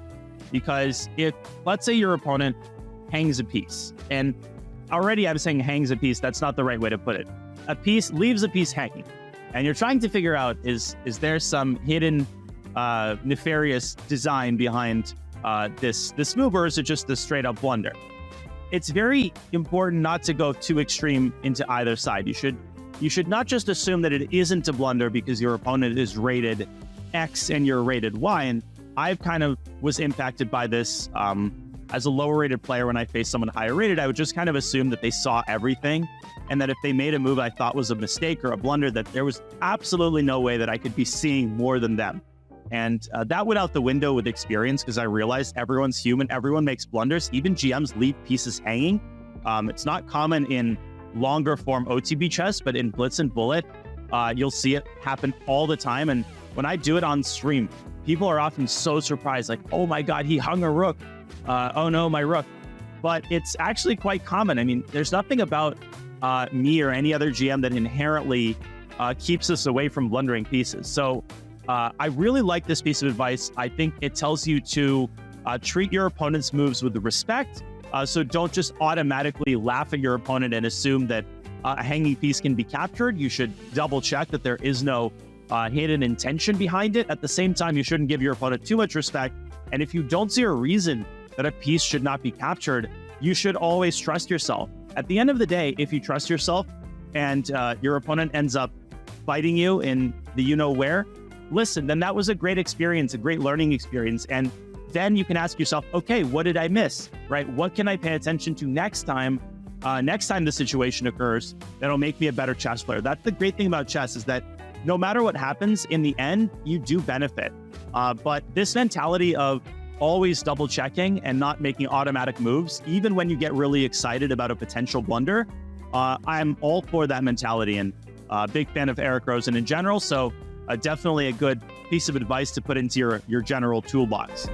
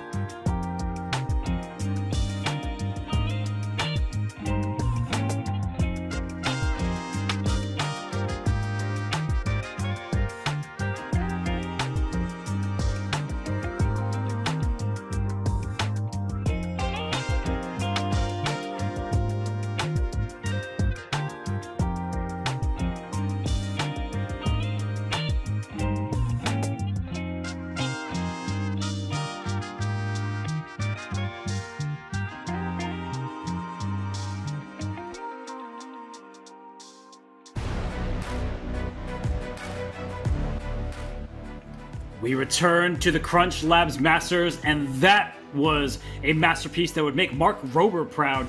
Fabiano Caruana evens up his match against Alireza Firouzja. He wins a miniature in just 9 moves, 2 brilliancies in a row, 2 rook sacrifices in a row. And for Alireza Firouzja, he doesn't want to see Fabiano Caruana again, and yet they will have 2 more games in a row, David, because it's 1-1. It's best out of 4 game matches. And the other matches, well, they have a clear leader. This is the only one between Alireza and Fabiano that's evened up.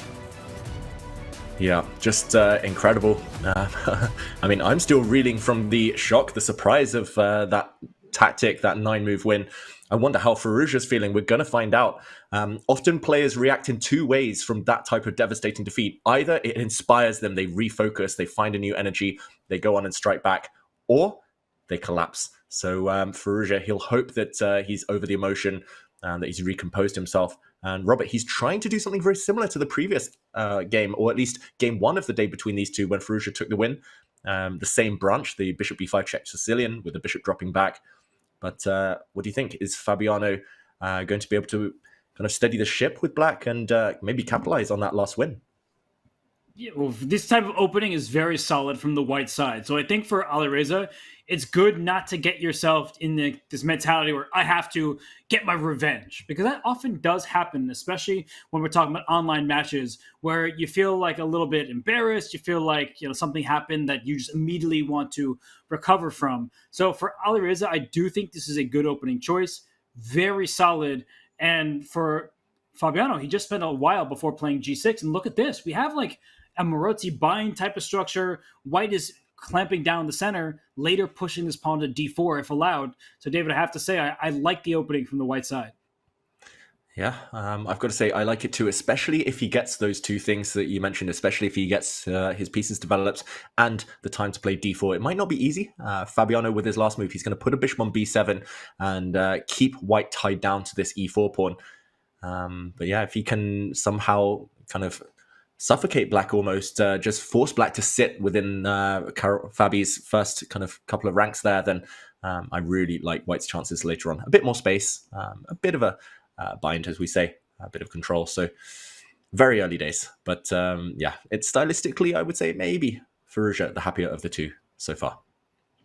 It's actually funny you say that because I agree, but then I'm like, stylistically, it just doesn't really suit either player. I'm like, Fabiano is playing this cagey, sort of offbeat opening from the black side, and Alireza is playing this positional squeeze from the white side. Usually it's Alireza who likes the dynamic play. So I do feel like almost color should be reversed in a way, and I don't know what that tells me at all.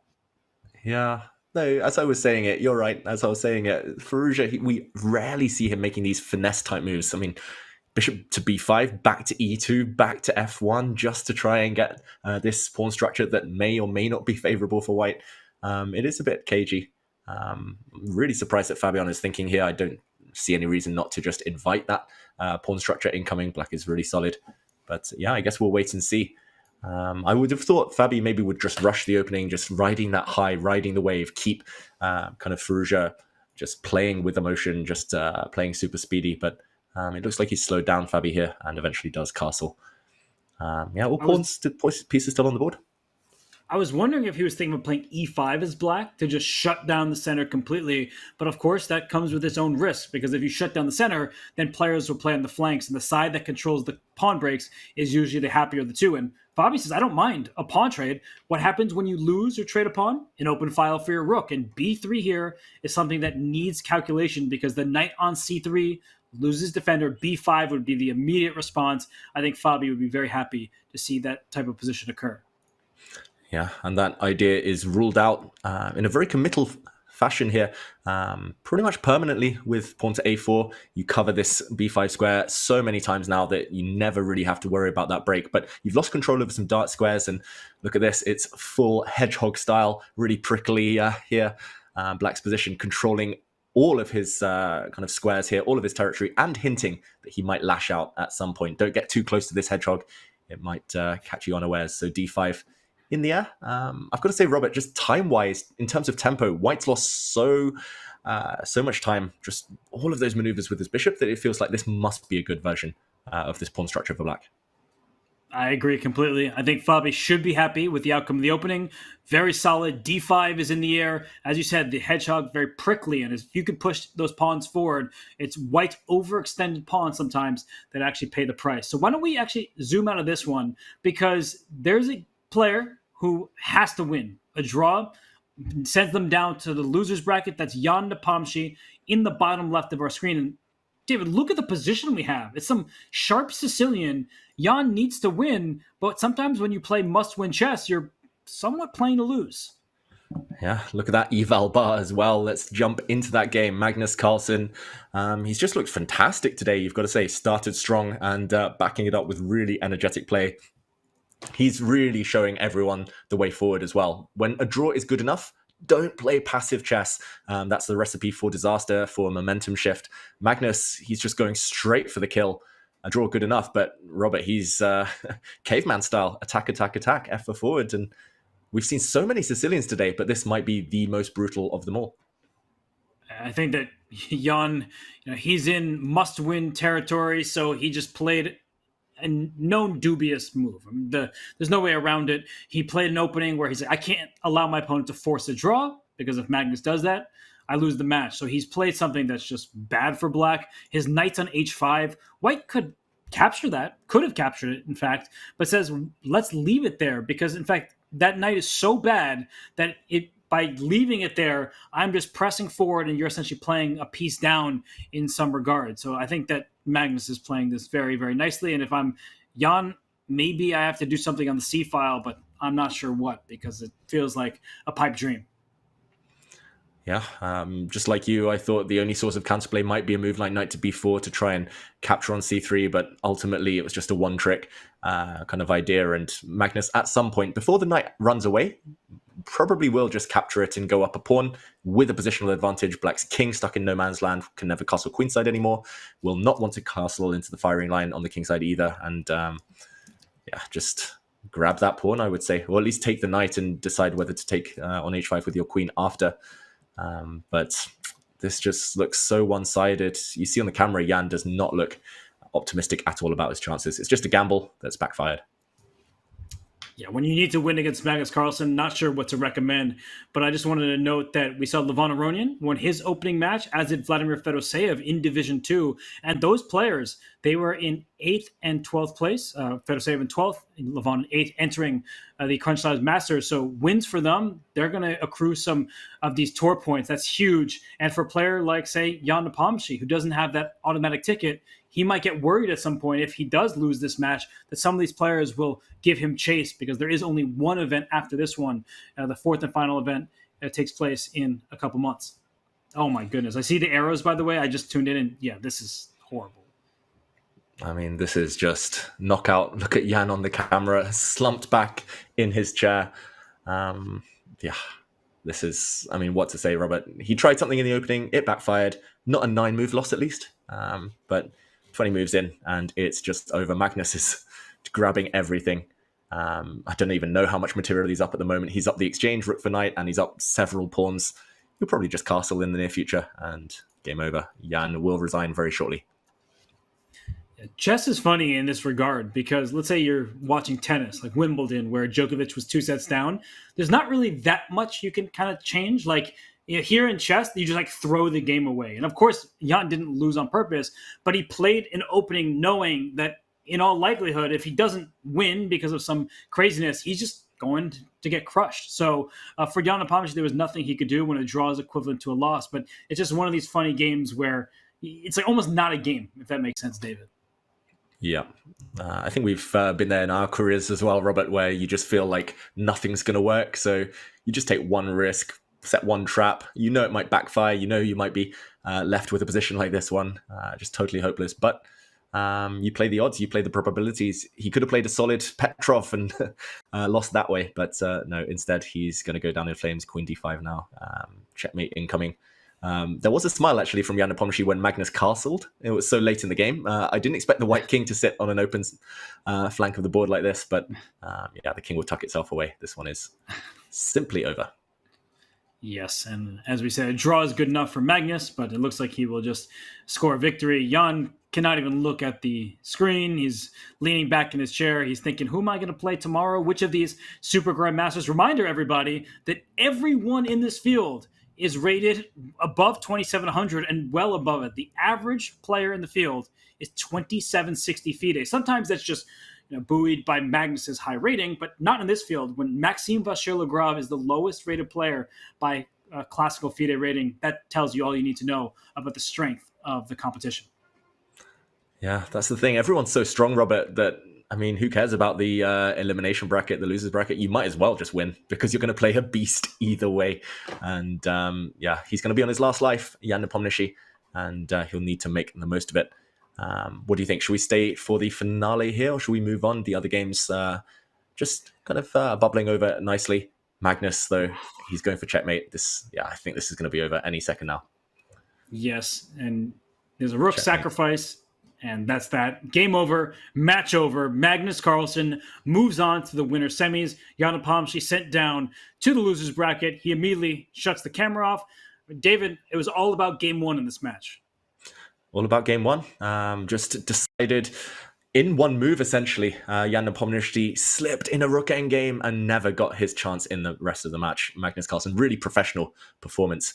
And the others would need to be equally professional if they want to join Magnus in the next round of the winner's bracket. Where do you want to go, Robert? Which position catches your eye? They all do. That's not just the easy thing to say, but I'm looking at these games. I mean, the top left between Alireza and Fabiano is a pawn on g5. That one looks quite exciting. In the bottom right, though, look at that position. What's going on between Andreikin and MVL? Let's dive in there, because there's a white king in the center. There's a black king castle, then a b file that's about to open up. I see the evaluation bar, David, says that white is much better, but this is just pure chaos. Pure chaos, and chaos that's favorable for white. White's king is in the middle, but it's not under any attack at all. It can castle if need be a bit later on. We saw a shake of the head on the camera as soon as we jumped in from Andreikin. Finally, that icy exterior has been broken, and he realizes that the black king is the one under threat. The b file is inevitably about to be broken open, and no defenders around that black king at all, Robert. We talked about how solid his style is, always in control, positional player, doesn't take too many risks, and suddenly, disaster, 18 moves in, and he's pretty much lost. There's actually some cool tactics in the air as well. If the B file ever comes open, bishop to a6 might be a key kind of clincher here. Maxime, he's going to strike back, equalize the score. And I laughed for a second because I thought about the intro video with Maxime stretching. He just did that Maxime stretch, and you know that he's feeling it. He's in charge. This is one of Maxime's pet lines, by the way. We know he likes to play the Grunfeld as black, the Najdorf. He likes to play the Berlin, and then he loves this closed Sicilian line where at first the position remains solid and nothing's opened up, and then when the floodgates open, you see the black king castle the queen side. It's in a world of hurt. And I mean, David, I see rook d7. Is that the move that you have to just preemptively defend b7 as the b file opens up? Yeah, I mean, not much else. I think you have to, but that's where this idea of taking on c5, a recapture, and bishop to a6 will at least win a pawn and just blow open the black king's defenses. The white queen and rook, their battery along the b file, all sorts of checkmating patterns.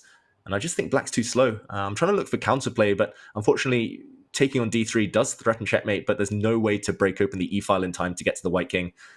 Counterplay too slow, and defensive measures necessary, but shouldn't work here. 7 minutes against under 2 as well. That's what I was about to highlight, that if the clock situation were reversed, we'd be saying black has some chances. But I'm looking at the time. I'm not sure if this is, I don't think it is preparation, but I feel like this is something, within the ballpark that Maxime has looked at, because he does play this opening quite regularly. He understands the nuances, and right now he understands the tactics, because that bishop a6 move is going to hurt. Black is losing b7 no matter what, so look at Andreikin. He's like, let me just take on d3, but c6 now. Just go full steam ahead and don't stop. Yeah, c6. Queen to e2 is not a checkmate threat. That square is covered by the white queen, and no time to throw that one in. There's a check on e4. That will be easily blocked. I guess his idea, I don't know what his idea is here, Robert. c6, I was going to say kind of sidestep, and if the white pawn continues taking, you kind of hide in plain sight, use the kind of pawn as a double agent, and just hope to defend. But it looks so lost here. You're going to be pawns down and facing an attack. I mean, even bishop a6 in some of those variations will be tempting. Or you can just take back this pawn after c6. But yeah, I love your move. Just flick it in and go for the kill. I do appreciate what you're saying, though, that you'd much rather, as white, take on b7 with a bishop.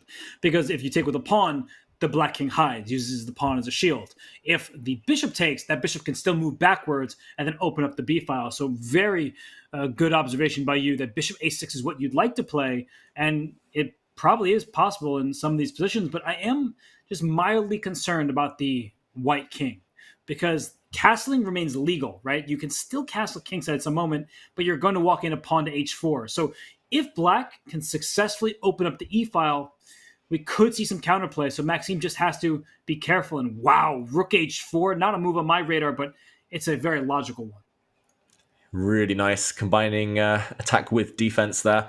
Hitting the black queen, guarding the bishop indirectly as well. And I mean, surely the only move now is queen to e2, getting the queens off the board before you get checkmated. But yeah, then it's just one-way traffic, right, Robert? He's taking all the risk out. He'll still have c6 up his sleeve for later. Still have an attack. The white rook might even swing across to the b file to replace the white queen a bit later on. Great move. Not on my radar either, but great full board awareness from Vachier-Lagrave. Yeah, it's really unfashionable to castle these days. Players are just activating their rooks left, right, and center. Like, I mean, rook takes a7 in the other game, now rook h4, and okay, Andreikin keeps the queens on, but that is not going to do any good either.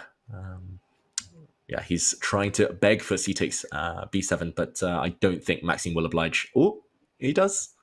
Whoa. Did we speak too soon?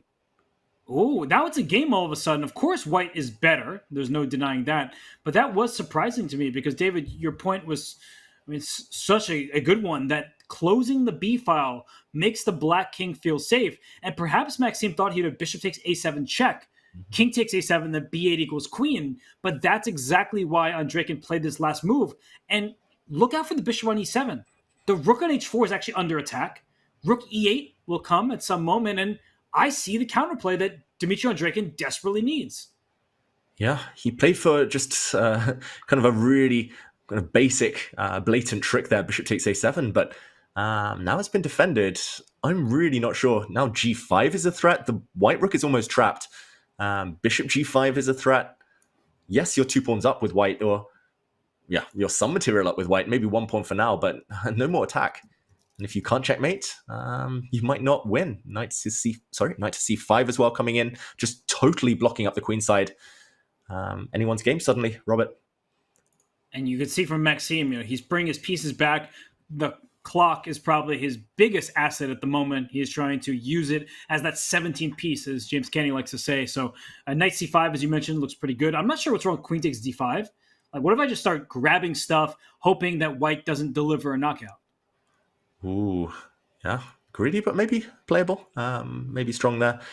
First, bishop to g5. I'm wondering what the idea is after rook f5.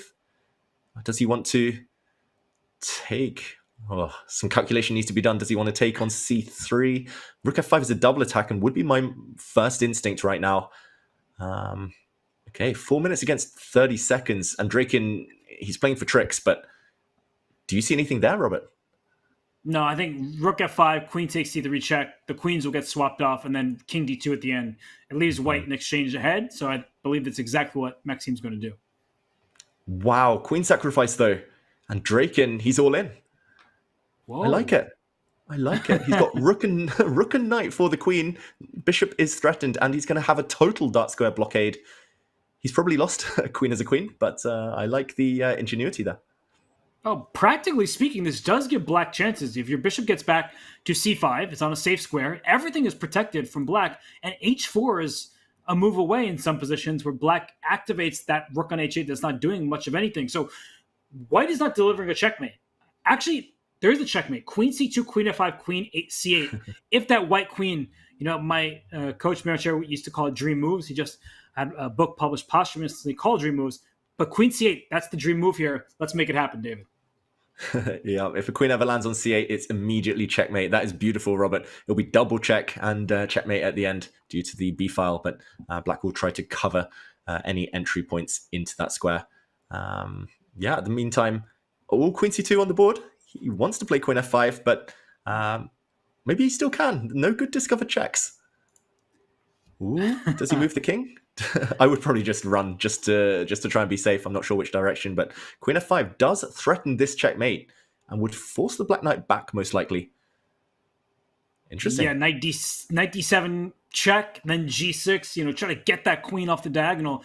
Mm-hmm. If the time wasn't such a problem for Andreikin, I would say he would have some serious chances to hold. I still think with 34 seconds left, it's just not enough. The queen is too powerful. The pawn on b7 can be used, as we're showing. And for black, there's actually no coordination to deliver some sort of attack against the white king. Yeah, I could definitely imagine later as well, just to break the blockade, rook b5, just getting rid of black's powerful blockade of that bishop, which holds the whole position together. It's like the glue.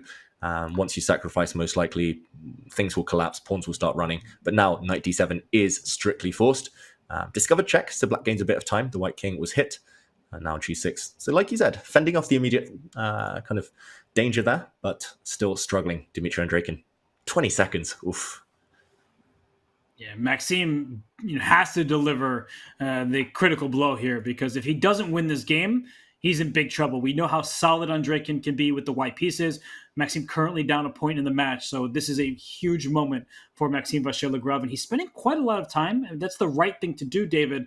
But the more time he spends, the closer the difference is. I feel like Andreikin still, the way he's clawing back in this game, leaves him with some hope. Indeed, yeah. When he won Division 3 last time in the Chess.com Classic, he was often lower on the clock than his opponent very early on. But because he's so used to playing with no time, it feels like he was kind of more in the zone than his opponents once the time scramble inevitably happened. But so many threats to face here. The white queen is just trying to snake her way in, sneak in somehow. It's going to be hard to stop permanently with only 10 seconds on the clock. I think this might be in its final throws this game. Although h4, he's fighting so hard, Andreikin. Credit to him. Every time I think it's over, he creates some threats. Now, if the rook ever lands on h1, talking of dream moves, Robert, rook on h1, that's checkmate. Yeah, that would turn the tables completely. And I mean, this H4 move is a real annoyance for Maxime to deal with. And he plays rook E1, rook takes A4, oh, this bishop B5, but then rook A2. Like, the fight continues. Andreikin never gives up. Yeah, he never gives up, but now a trade of rooks. Oh, it's going to be hard now to keep the white queen out permanently. No ammunition left to checkmate the white king, more importantly. So yeah, maybe rook takes A4, the last bet, the last gamble. And now it should be a matter of time before the white queen gets in. 2 seconds left. It's over, Robert, surely. Although with Andreikin, I never quite want to count him out. He's going to play knight c5, so don't put your king in forking distance. That's why the king went to d1 and not to d2. Okay, queen takes g6, and what's happening here? The knight is going to fall off. Oh, no. Oh? Maybe he missed this one. Suddenly head in hands, Vachier-Lagrave. He missed this block. Andreikin is so tricky. Oh, wait, what's the material count? I see a bishop, a knight, and a rook for a queen and how many pawns? Is it 3? 3 for now. But you really need to promote now. Otherwise, look at this. Things are changing. He just has no time. Yeah, apparently bishop b6. I mean, the eval bar changed a little bit there, but seemed like a pretty natural move. I mean, if black can steal some of these... Oh my goodness. Knight b4. Watch out for the fork. Here comes knight c5. Yeah, dark squared bind. He's holding everything together for now. Maxime's going to start getting nervous. If it gets down to a battle, 5 seconds versus 5 seconds, that's where the point comes in. Andreikin has been playing like that at that speed for so long already. But he needs to survive that long. He needs to get that far. Oh, A5 now. Can he break Black's piece configuration? He's going for counterplay. A5, rook h1 check, and the white king has to be very careful. Ooh. It can't step on A2 or C2 because of the fork. Yeah, so sneaky. Queen back to b5. That is a scared move from Vachier-Lagrave, but maybe a necessary one to get the queen out of any forks. And, now he's going in. Checkmate was finally threatened, but now the black knight falls. And with it, we keep saying it, but Andreikin's resistance should be broken. Will it, though? I think it will be. And I see that underneath us, Alireza Firouzja has the upper hand. And meanwhile, Wesley So, he tied up the match. He won with the black pieces against Jan Krzysztof Duda. So it looks like Firouzja will rebound. That was a tough game. And this one for Andreikin, it was bad from the start. But he gave it his all. Is he trying for a stalemate trap there? That was so sneaky. Queen takes bishop. Might have walked into some kamikaze rook sacrifices and stalemate. But Dmitry Andreikin with a smile on his face despite the defeat. I think he was enjoying those tricks, Robert, but ultimately scores a level. Look at him laughing. He's just like, okay, I almost got him to stalemate me. I survived way longer than I expected after the king was wide open. So credit to Andreikin for lasting that long because it felt like much was going wrong. Many players would have suffered defeat earlier. And here we have a different storyline than we did a round ago, David. Magnus Carlsen, he's done. He sweeps Jan Nepomniachtchi 3-0. Fabiano Caruana trails. He had a miniature win, but it doesn't matter how long the game lasts as long as you get the W, and that's what Alireza Firouzja did. And then in the bottom row, we have 2 even matches. 1.5, 1.5 in Duda So and Vachier-Lagrave Andreikin. Yeah, you talked about Armageddon a bit earlier today, Robert, and it looks like we might well be treated to more chess a bit later on. Fabi, must-win situation. I've got to say, impressive kind of mentality there from Firouzja, just that strength to bounce back from the 9-move miniature, taking the win with white. But the other two, neck and neck, and maybe momentum. Wesley So and Vachier-Lagrave, just they were the ones who took the win. They're the ones fighting back. They are fighting indeed. They don't need the weaponry that Jan has in the wall, but there is Cat, and I feel like Dmitry Andreikin had cat-like reflexes. Every time it looked like Maxime Vachier-Lagrave was about to checkmate him, you saw Dmitry, he gave it his all. He likely sweating in the sweltering heat of the summertime, but that was such a great round of action where, David, I think this memo might have been missed because I didn't realize it, at least until right now, all 4 games were decisive. Yeah.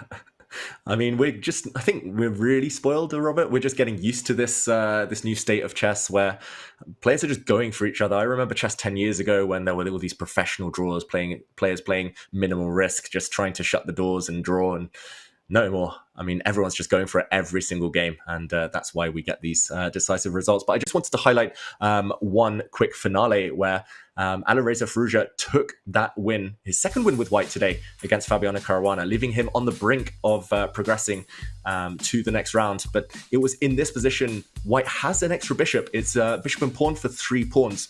However, Fabiano would still have been a big favorite to hold, to draw, if he had put the black king on any of these 3 squares. He needed to move to the H file. This is a check, but conventional wisdom says move your king towards the center, centralize, go active with your king in endgames.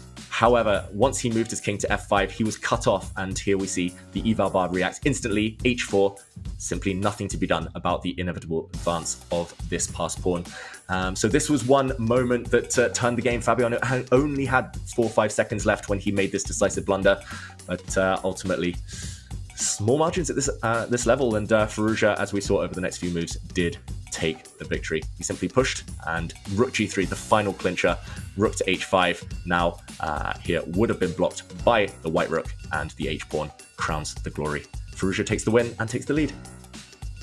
And it was, I think, such a needed victory for Alireza Firouzja. We saw in the second game he'd lost in just 9 moves, but that's a thing of the past. And for chess players, just like professional athletes and people who are at the highest level of their game, you don't just sit and think about history. You have to focus on the present, the here and now. And for Alireza Firouzja, I mean, it seems like in the endgame stage, he's been able to outlast and outplay Fabiano. So something there has not gone Fabi's way. Yeah, Fabi, I mean, he just needs those miniatures, Robert. Maybe he just needs to be route 1, attack, trick, be really direct. That's what's worked for him so far. On the plus side, he has the white pieces next Fabi. He's done it before. If he can get an opening that Firouzja is maybe less familiar with, then still plenty of time, plenty of chances. But I mean, it's crunch time here at the CrunchLabs Masters, and big game ahead. Firouzja looking pensive as he aims to recorrect that wrong of the previous 9-move defeat. And we watched Maxime Vachier-Lagrave. He joined Alireza Firouzja in the little winner circle of that round, but so did Wesley So. I mean, I don't want to overlook Wesley because he's so dangerous in these time controls, as is Maxime Vachier-Lagrave. Maxime, he defeated Magnus Carlsen twice in the end of the 2023 season just to qualify to the finals. That was seriously unheard of at the time.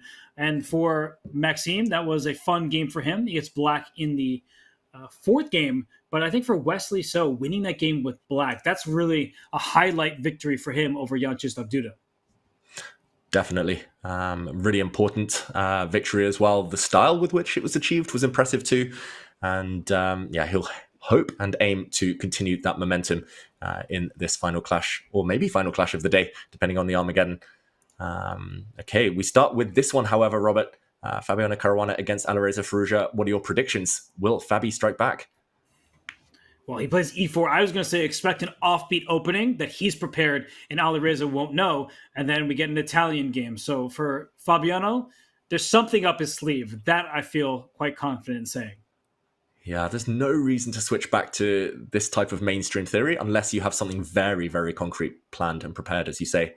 I'm slightly bemused here because he won in 9 moves using this kind of Reti English type opening. Why move away from such a successful strategy? Why not get Firouzja thinking as early as possible? Now it's going to be 20 moves of theory, and the better prepared player will win. Big switch up in strategy from Fabi. I'm not a fan, I've got to say, Robert. No, especially with the pause that he's giving right now, because in some of these positions, white brings that dark square bishop out to g5, but black will play h6 and kick it away. So there are some piece sacrifices, and maybe that's the direction that Fabiano wants to explore, but that's been well-explored territory. That's not a novel concept. I mean, Alireza Firouzja, he's young, but he wasn't born yesterday. He will have studied these lines in depth. So I feel like opening battle is a slight victory for Alireza right now. Yeah, at least psychologically. Now he knows he'll be in a relative comfort zone where he's analyzed to some extent, where he knows the plans, knows exactly where to put his pieces. I'm more used to seeing Firouzja on the white side of this position. This might be the idea, Robert. Rook a2. Okay. Here it is. Here's that little wrinkle. So, David, you were about to say, usually see players in different colors here. everybody, and I'm just saying, everybody else, not me, I already understand it. Help everybody understand this quiet little rook a2. I mean, obviously it's the best move, Robert. How do you not understand that? Rook a2. I'm going to put my opening nerd hat on just for a second here, and I'm going to rewind and jump in. If White had played a desirable move such as b5 in this position, just one move earlier before rook a2, then after a trade, Black here does have the option of playing bishop takes f2 check, motif just to get the bishop out of the way. You gain a tempo, you take this rook, and at the very end, once the dust settles, we see Black has got a rook and 2 pawns for White 2 minor pieces. So roughly level material, maybe Black up slightly, but a great position for Black. Instead, after rook to a2, the rook is defended. It's as simple as that. So no more tactics against that piece. That's my best explanation. That's my best bet, Robert. I don't think it's going to be life-changing or earth-shattering.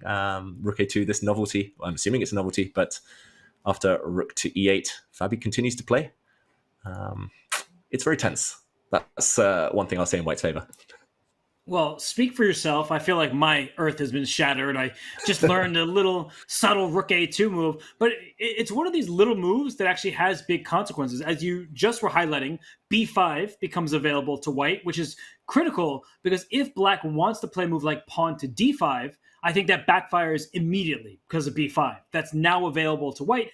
Sorry, I said d5 instead of a5, but still similar concept that if Black tried to strike in the center, that wasn't happening. Oh, sorry, a5 was the game move. I thought that was your input. But look at Alireza. He has to backtrack with his pieces, so Fabiano's gained space. But David, the question, as always, is it enough? Yeah, and a big question here. I've got a decent amount of experience, especially on the Black side of these types of positions, and I do find it slightly unpleasant. White now has a bit more space on the queen side. White is maybe the more likely of the two to decide whether to play d4. I've seen players often play c4 in these types of positions, but it's just you lack a plan. Yes, you have one nice piece, the dark squared bishop, but maybe it will get traded off later for White's bishop. And I just really dislike the fact you're going round and round and round for ages, and it's always unclear what your plan is unless you can break with d5. And maybe that's what Fabiano's angling for. He's hoping that Firouzja just gets a bit impatient, lashes out, or doesn't find the right maneuvers. Okay, I'll eat my words for now. I wasn't a big fan of going for the Italian game, but he's got a position full of potential. c4, he's going for the light squared strategy, and maybe it will be a trade of bishops in the near future. It's kind of like the last game we just saw where Alireza was White. It's like a bind. Black is struggling to lash out. And even though Alireza only needs a draw, it's not comfortable and it's often not advised to, quote unquote, play for a draw. Just make quiet, solid moves. Sometimes you actually need activity to make your position feel as healthy as possible. But where is Black's activity coming from? David, I much prefer this position for Fabiano. I think that moves are easier to play. For example, bishop d2 right now. Not only to allow the e1 rook to slide over to b1, but hitting that pawn on a5. So these little moves feel like they're easier for White to play, and Black is not quite able to strike, at least not yet, and open up the position. Yeah, precisely. And I was about to say, actually, this one little nuance always bugs me from the Black side. White finds it so easy to park up a knight on f5. Black finds it really difficult to do the same and park a knight on f4 because it will simply get captured. And this one beautiful steed here often just opens up tactical possibilities. You could imagine White sacrificing a bishop on h6, dropping the queen back, getting the queen into that square. And he's going to have to be careful for the rest of the game, Firouzja. I think d5 isn't actually that productive because c5 often shuts down the Black bishop on a7. So wow, okay, we do see that move. He's trying to fight in the center against the wing play. Maybe c5 is not quite possible right now because that pawn would become weak. But I really like this position for Fabi right now. I'm with you. The knight or knife on f5 does look very scary. The Black king has to watch out. There could be sacrifice on h6 or on g7. So this one does look like Fabiano has all he could ask for from the opening. But Dave, what's going on in the other game that I see that is ongoing between Andreikin and Maxime Vachier-Lagrave? Andreikin suffered defeat in that third game, but how about game 4? He has the white pieces. Doesn't really look like he has any advantage. If anything, he's worse. Yeah, I think he's just missed this last move. I quite liked his position from the opening until now, but having castled queenside, which was his downfall in the previous game, Andreikin, he's missed this move knight to g4, and this is super annoying. f2 is hard to defend simply. If you defend it with this rook, you drop the h2 pawn, and you don't really want to move your beautiful rook on the d-file away to park it simply on a passive square, but he had to. And in the near future, this bishop's going to get kicked back, h6 or f6 potentially, and black's very healthy here, Robert. I don't know how much better, but it just looks nice. Zero problems from the opening for Vachier-Lagrave. Yeah, I don't really understand what Andreikin has done in this game, because he's down almost 3.5 minutes, and he's playing just objectively not great moves. So this is not what you want out of the opening if you're Dmitry Andreikin. I don't know if nerves are catching up to him or if he's still thinking about that previous game. But David, I mean, if your moves are rook d1 to f1, so putting your rooks in just passive positions, then sliding your bishop back once it's attacked, I know the black king isn't castled, but black looks like it's a very healthy position. And the white king, even without queens on the board, could find itself in danger. Yeah, the white king is slightly uncomfortable. Often we see players, once they castle queenside, shift slightly further into the corner just for safety, but maybe that would wind up on a diagonal the black bishop could stare down at anyway. So yeah, I would definitely take Vachier-Lagrave's position. I think it's gone a bit wrong for Andreikin, and it might be damage limitation time. Maybe there will be a way later on, king b1 played, for him to bail out, to trade pieces, symmetrical pawn structure almost. So it should be safe enough. But yeah, the time usage, the fact he's got zero advantage with white, Robert. Vachier-Lagrave feels like momentum firmly on his side in this match. So for Maxime, now the question is, how ambitious are you? Do you say, I had the black pieces, going into the game, I just wanted to stabilize, or do you start playing for more? The good news for Dmitry, despite having a more passive position, is there's no pawn tension, there's no piece tension. He can't afford to play moves like he just did with g4. So I think that the likely result is a draw, but it's early, and Maxime's the one who has easier play, and I think that Maxime, looking at the clock, amongst other things, he's the one who should try to play on. And hey, b5, that's always fun to see. Exactly. No positional considerations for that one. I think he just wants to push and maybe push further and really make that white king feel uncomfortable. You called it, Robert. That white king not entirely happy. He would far rather switch the white king and the rook on h1, just switch places, and you'd probably just be totally fine. But knight e4, he's trying to simplify now, Andreikin. I think very wise before b4 landed, and yeah, just trading pieces. That's a nice outpost actually if the white bishop gets to that square, so should still be manageable. But yeah, MVL, I'm not sure what he should be doing. Maybe just centralize the rook and just all those useful moves. He's still got a few up his sleeve. But once those knights get traded and the white rook can slide back to d1 after the trades, it does just at least feel, even if it isn't true, it feels like a position where white is seeing the worst kind of go behind him. Because where are the targets? In order to win a game like this, you need to find a target and exploit it. So, David, I'm half asking myself rhetorically, but also truly half asking you, like, how can we actually find a target? Is there any way we can go after a square even? Very good question. Much as I love these types of positions usually, I'm finding it hard here to find any weaknesses. Actually, if anything, I would say that white's the one trying to get in a bit later. Maybe long term, I would start liking white's chances. Park a bishop on c3. Let's argue that the black e5 pawn is slightly overextended. The white bishop, if ever lands on b7, will start just raiding the black queen side for the pawns. I could definitely see a world in which Andreikin starts to turn this around. For Maxime, the only thing I see is potentially nibbling away at this e2 square, trying to force that pawn forward. If the white pawn ever steps forward to e3, then you might get access to a nice outpost on d3. Okay, he goes for bishop c4. But yeah, racking my brains, that was the only thing I could find, Robert, and it should be easily defended.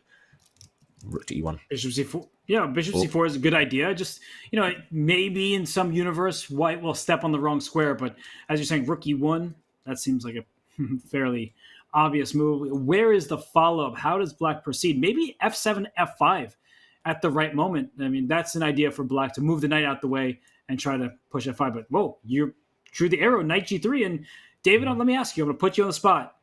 would you now suddenly prefer white's position? I guess you're looking at squares like f5 as well. The white bishop looking nice. Knight to e3 might come in. I'm going to sit on the fence, as any good commentator should, and just say it's level. But this one, I could definitely see the potential in white's position, Robert. I do actually like this pawn structure where you have kind of h3, g4 versus e5, because you get this light squared control somehow, and it's very hard for black to push pawns on the king side. Easier for white. How about yourself?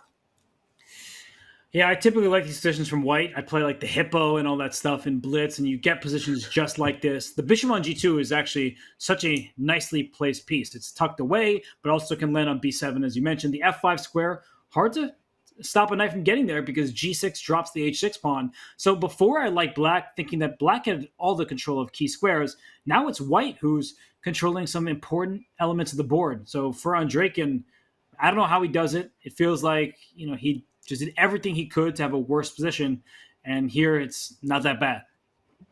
Yeah, not that bad, but that's the first step towards greatness, towards a good position. Should we go check back in on the Caruana Firouzja clash, maybe? Yeah, let's do it. Well, this one is in this queenless middle endgame phase, the one with Firouzja and Fabiano. That one feels it's got some more potency, right? There is some. Well, now all the pieces went away. Whoa! Okay. Oh, tactics. Double exclamation point. That is a sacrifice. Knight takes knight is impossible. There will be a knight to e7 check and a royal fork hitting the king and queen. So this knight is poisoned, but the blue arrow appears, Robert. How easy would you say queen to e6 is to find? Looks like it might regain the e4 pawn long term. So queen e6 makes a lot of sense. You're hitting the knight, you're hitting the e4 pawn. You're saying queen c5 also came to mind as just a way to avoid the fork on e7, but he did play the best move. So David, knight g6, f takes g6. White can back up and defend this e4 pawn. So the evaluation bar to the left of the board says, it's even. But if we're talking about this at a Grandmaster level, how even is it really? Yeah, that's a very good question. I mean, I would always prefer to have the extra pawn in a level position, just because you can give back the pawn and most likely force a draw later on. It feels like black is the one who needs to prove it to justify the compensation, assuming the white knight drops back to defend e4 now. That being said, I do like the fact that black has a clear target. You asked in the other game what the targets are. This is a huge weakness on a4 long term. Even if the queens come off, black might be doing quite well there, because this pawn, if it ever drops, would just set the foundations for the black a pawn to start running forward, sprinting forward. And knights are so bad at stopping corner pawns. So yeah, I'm again undecided who I would prefer here. I also actually love this pawn structure, I've got to say, just as an aside. The black king, super safe on h7 forever. So yeah, Firouzja, pawn blunder, pawn sacrifice, unclear. But it looks like he's come out of it in pretty decent shape. And I'm thinking here for Fabiano that you need to improve the location of the queen. So sitting on b1, that's not going to help you win a game. A draw is not enough. So queen d1, I think, is where I would start. Keep the a4 pawn in my line of sight. Maybe the queen can also centralize further to d4 later. Queen d5, the trade queens is not out of the question, but I don't want to drop my a4 pawn, of course. So it's all about timing here. And he does start with queen to d1. And for after knight c5, I do think he'll centralize the queen d4. And David, I know you're saying the black king is safe, but the white king is no less safe, and white is up a pawn. f4, f5. Let's start using that extra material. Yeah, I like it, Robert. I think this is exactly what white should be doing and what Fabi clearly is doing. 2 minutes on the clock against 4.5. It might come down to a race. While white starts pushing the f pawn forward or maybe the e pawn forward, black might go pawn hunting. And yeah, I mean, good luck trying to calculate your way through that one. King to h7 in the meantime, given the blue arrow. Maybe you need to just get your king to safety before you try any tricks. Queen b3. Okay, but David, you know how we always talk about how obvious, how natural, how easy is a move? If king h7 is your only move, and he played it, that's not an obvious decision. Queen b3 was tempting. There were other moves. So king h7, that's good precision from Alireza, but that was not an obvious move at all. Not obvious. I think he got their process of elimination. Queen to b3 was what caught my eye, but then queen to d8 would have been a check and hitting this pawn on b6. So he stepped out of the check. When in doubt, just get those checks off your radar, just kind of hide safely. And now queen b3 looks very, very safe. The white e-pawn not going anywhere anytime soon, but maybe knight e4 in the air, so queen b3 would prevent that idea. Some checks in the air, as well as hitting this a4 pawn. So if queen b3, queen d6, I assume, is Fabi's plan, the problem for black is you will win a4, but as soon as you capture that pawn, no matter the piece you capture with, the white pawn is free to push up to e6. So I think Alireza, he needs to be careful here. I see the evaluation still. I don't think it's that simple for either side at the moment, but this e-pawn is running quite quickly, so Alireza, he is going to worry about it. I can tell you take white, Robert. I'm getting that vibe. You wouldn't take an extra pawn here, right in the center of the board that is starting to march forward? Normally I would. I think I would, but I've lost so many times in blitz to these kind of runaway pawns, where black just gives up a knight and suddenly the a pawn runs and the white's knight is too far away to stop it. I'm just slightly worried about Fabiano's clock. Queen d6, great move though, great call. And this is the key moment. e6, does he just start racing? Does he gamble? Or does he take a timeout to try and capture this b6 pawn? Okay, he takes maybe the safer of the two options. But what can black play now to hold? I guess if he had put e6, there was queen a1 check to f6, and then you pin the e-pawn before it could get any further. So this was good recognition from both players at the moment. They're playing a super high-quality game. And now, David, do you move the knight? Do you protect the knight with your queen? How do you proceed from here? Because I think if you make one misstep, you could lose the game as black. Easily. If you put your knight on the wrong square, if you take your eye off the e-pawn now or the b-pawn, then you simply lose. Two options, or two tempting options, I would say. Yeah, one, move the knight, ask the queen where it wants to go. And two, that idea you mentioned, queen a1 check, maybe, Robert. You would lose the a5 pawn as part of that process, but I don't know if you get enough counterplay against white's king, for example. Okay, he goes for that check. He's trying to eliminate that e-pawn. And I guess knight d7 actually is still on tap, still available next move as well if he wants it. So still could go either way, could go any direction. But in that position, right, king h2, knight d7, queen d6, or queen c7, like, please take my e5 pawn. I'm going to go b6, b7. It's about the quality of the pawns, and I would be really concerned with the black pieces right now. Queen takes e5 may be the lesser evil, but after queen takes a5, white is a healthy pawn up, and we like to say that knight endgames most closely resemble king and pawn endgames. There are queens on the board, so what Fabiano really wants to do is trade these queens. Of course, Alireza is not going to allow that to happen so easily. Yeah, now I agree. I would take white, finally, Robert. Definitely. The b pawn, I mean, white is out of danger. White cannot lose, but the big question is, can he get that desired win? Can he force the Armageddon? Black's counterplay looks so slow. h5, firstly, the white king can just sidestep, and I think actually king on g1, knight and f1, at least short term, will be a decent defensive configuration, but also the white queen will step back, defend, and the b-pawn's rolling. Yeah, this might be an uphill struggle. It's not as easy as it looks to hold this one for black. Yeah, but pushing the h-pawn has those consequences where you give white squares. So if you don't keep white in a bind and that knight gets to maneuver itself forward, the g5 square is a future outpost waiting to happen. So I'm looking at this position, I'm looking at the clock, and Fabiano was down 2 minutes. Now he's up on time. Alireza, he's sinking beneath a minute. David, I mean, just the nature of the position is favorable towards Fabi. Definitely. The momentum on his side, both board and clock, extra pawn. This is his moment. However, Firouzja has been the better player so far today in the time scrambles when both sides are down at 5 seconds. So Fabi needs to keep his extra minute here and needs to keep asking big questions. Talking of knight endgames, Robert, maybe just a brief check-in on the other game that's ongoing, Dmitry Andreikin against Maxime Vachier-Lagrave, because that's a pure knight endgame and also one side with an extra pawn. h5 on the board. I'm expecting queen b4 in this one. Maybe a brief jump before we come back here.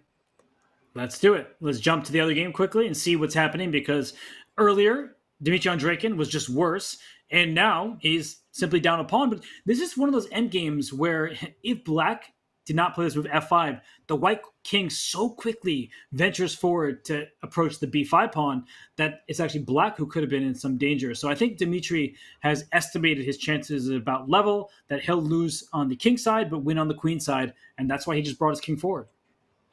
Yeah, and given a question mark there, I wonder if that's because it's now easier later for black to create an outside H pawn. Because again, knights struggle. They can only defend these pawns from one side. So they really struggle to hold A and H pawns together. King C3, given another question mark, but looks like the most natural to me, Robert. If he can give away his knight, the white knight, for those two black kingside pawns, which he should be able to do, you would think, then taking this pawn will secure the draw at least. So... okay, the race is on. It's a sprint. Whose pawns are quicker? And did you see Andreikin? He just like went locked into the computer. And knight c5, come on. That is a ridiculously hard find. King c6, king c4, those are the natural moves just to try to keep the black knight away and push your pawn. He makes the wrong move. He's losing now. He makes the wrong move, and now we see the bar has disappeared. It even says TB, table base. This is a black win. Black's knight is within touching distance of the white pawn, and this H pawn is so hard to stop. Wow, knight c5, like you said, Robert, never going to happen. Maybe if you have 5 minutes, 10 minutes on your clock. But knight c5, I guess the idea was to trade knights or to go into e6 to try and counter against the g7 pawn, but so difficult. And now he finds it, but it's too late. Yeah, that's one of those finds out of necessity, because no matter where the white king moved, the black knight was going to stop and sacrifice itself for that remaining white pawn. So knight c4 is a good move. Maxime doing the right thing, taking his time, and he could step on the wrong square. Where does this knight belong? Knight d6 check? King c6. Are you kicking that knight around? Wow, he goes knight d2 into enemy territory. Wow, he's buying time, Robert. That's so clever. If the white king ever moves, he's going to, at the right moment, drop back now with his knight. Knight c4. And no! The obvious move was the wrong move. He was stopping the white pawn, but that wasn't the way forward. He needed to wait another move. Knight c4 available next move instead. How is this equal? Because there's a knight fork at the end in some of these positions. So the white knight would have been able to retreat in time to stop the H pawn. And here we see knight a5, but come on. This is maybe equal with the engine play, but with humans at it, and Andreikin down now, he barely is getting these moves off, but he's finding the right ones.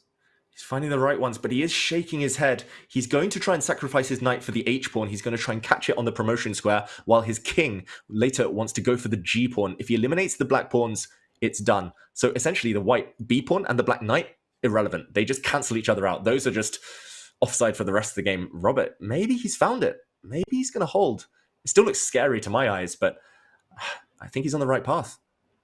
And knight c4 check, you got to put your king on the right square. He brings it back. I think what you said is 100% true. The B pawn, it keeps control of the black knight, which means that the white king and knight can sacrifice them. Well, the king can't sacrifice the knight for those two pawns. And I just want to mention that Fabiano Caruana, he is getting it done. He beat Alireza Firouzja. He got a queen with that B pawn. So that will head to Armageddon. So will this B pawn save Andreikin like it did Caruana? David, that's the big question right now.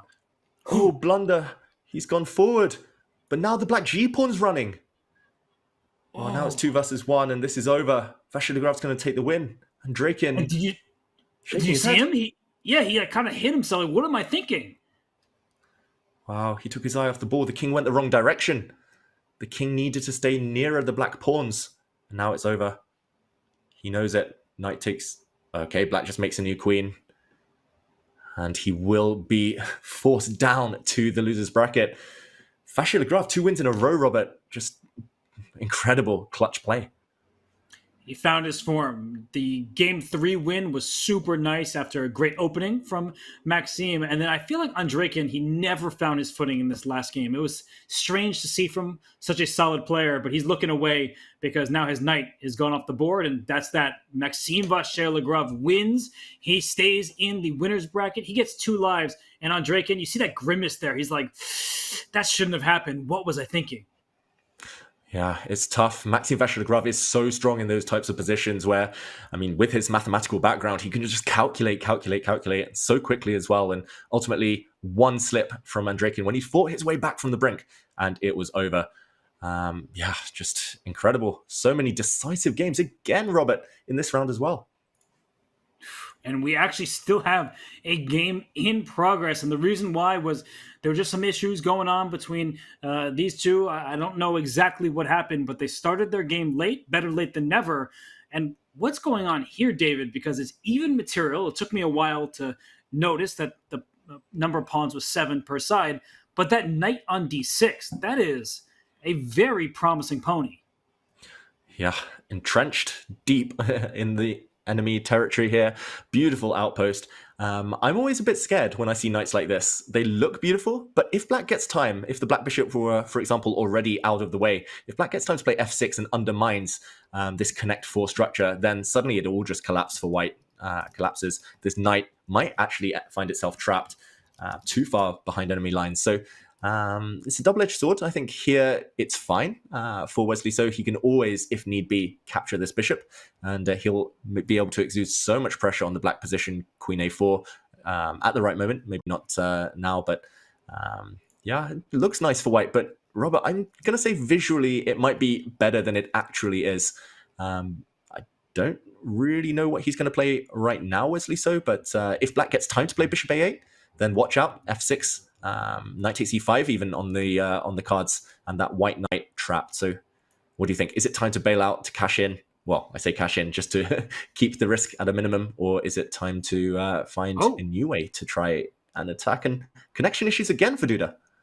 Yeah, you asked if it was time to bail, and Duda says, I'm bailing on this competition. I'm gone. So Duda having some troubles here. And before the game started, apparently Wesley was late, and so he is facing a 90-second penalty. So he started 90 seconds behind. But I think for Wesley, I would consider moving quickly. Knight takes b7 and say, okay, Duda, if you don't have connection, you are going to pay the price. Your clock is going to tick. So Jan Chistov, he needs to find his connection. He needs to find his form. And for Wesley, I think he needs to find his move. He's found his move, queen to d2. Very nice, very non-committal. If need be, the white knight might later be able to escape if it ever gets kind of threatened. So I think very decent, solid move. But this is the big story, Robert. There were all those discussions of being late, penalties, but ultimately, if you get disconnected now, Duda, I mean, he won't be able to recompose himself. He might not have enough time left by the time he's back at the board. This could be a dramatic twist of fate. And we see that for queen d2. No move has been made. Duda, oh, there he is. Okay, he pulls the Houdini. He's back. And we see that Jan Chistov, he's focused, trying to figure out what to do about that knight on d6. But David, even ignoring the specifics of this position where there's that knight on d6 that's annoying, how difficult is it to play when you have these connection issues, when you started late, when you have these disagreements off the board? It's tough, Robert. Actually, I was just playing on Chess.com a few days ago, and I was playing another Grandmaster, and I'd started badly. We played several games, and just at the right moment, I was about to win a beautiful game. I got disconnected. By the time I was back, I'd lost on time. It's the most frustrating thing in the world. Of course, the stakes in that game were nothing compared to this, but that just kind of accentuates everything. I feel that Duda, if that were to happen again, especially when he's down to 2-3 minutes, he would struggle to compose himself. So I'm sure you've been there too. We just want to focus on the chess, right? We just want to focus on calculating the next moves. And to focus back in on the chess, and yes, I have been there, is that bishop a8 move you mentioned. That knight on d6, it looks like such a promising piece, but a sacrifice on e5 will leave that knight trapped. So your idea is well taken, it's well spotted, and if Duda can spot it, maybe we're going to start talking about a position where he can play for a little more than just equality. Yeah, Wesley is walking a tightrope with this knight. It's very good or it's very bad. Bishop a8 on the board. So black does have a big potential threat now of knight takes e5. And yeah, I was going to say, this is really, really cunning. There's a pin potentially on the d file. So if we jump in just for a second now and show what happens after knight takes e5, then suddenly we would see the white knight extricate itself, either e4 or c4. It drops back. You cannot take this knight because the black queen would be hit, and you would end up a rook down. So beautiful tactical vision, just 3-4 moves down the line, seeing that he can get out with his knight. So knight takes e5, not working in the current position. Robert, though, the other big question, f6, does that break the connect 4 pawn chain? It does, but the knight still has a safe square on b5. So you can take on f6 first, as the bishop on g7 is in that pawn's line of sight, and then it can bring that knight back out to b5. So it's still a great move. Good decision by Duda there, but the knight now needs to save itself with knight to b5. So Duda, he wants to hold the balance. He wants to send this to Armageddon because he wants to join Fabiano and Alireza in Armageddon with bidding. David, always fun. And we have a secret to share with the world that the bids are in. Alireza Firouzja, he bid 8 minutes. Fabiano Caruana, 7 minutes, 58 seconds. So 2 seconds apart. Fabiano gets the black pieces with 7 minutes and 58 seconds. Alireza gets white with the full 10 minutes, but he has to win the game. Wow. We talk about mind games often, Robert, but 2 seconds, that's going to be annoying for Firouzja. And for Fabi, that's great psychology, a great bid. Great move here on the board, by the way, knight e4. Still that pin was existing on the d-file. But yeah, that Armageddon is going to be juicy. It's a day for the white pieces. White wins in all 4 of those games. So maybe that's the consolation, Robert, for Firouzja, losing the bid, but getting the white pieces and a couple of extra minutes. If he can do what he's done already twice, then he's through. Yeah, time trouble has not been Fabi's friend, so Alireza would like to make it a third victory with white. And for Wesley, he won with the black pieces in the third game. Here with white in game 4, I'm starting to like his position. It resembles a French defense all of a sudden, and that e6 pawn is a target. You're pointing out a new diagonal for the light square bishop, and there could be a moment where knight takes e6 is in the air as well, let's say, with bishop takes d5 to follow. So black needs to be careful with some of these tactics in the air. Yeah, it's also just hard to find a move. Ideally, you would want to maybe bring the knight around to f5, but once it gets there, white's bishop drops back. It's like, so what? I think just all of these weaknesses, this pawn structure as well, where you just have the 2 versus a 3, and you always have to watch out for these tactics in the air a bit later on. It's nothing too drastic. Bishop h3, I guess, would be met by... Actually, I'm not sure what move in that position, but bishop to f2 first. Very safe, very steady. And yeah, it might depend on whether white can blow open the position on his terms or whether black can do the same. Here, Duda might be trying to lash out with e5 at the right moment to activate his pieces. So yeah, I prefer white just like you, Robert, but still enough tension to see the pros and cons for both sides. And Duda's keeping all of his bases covered. Bishop h3, rook d6.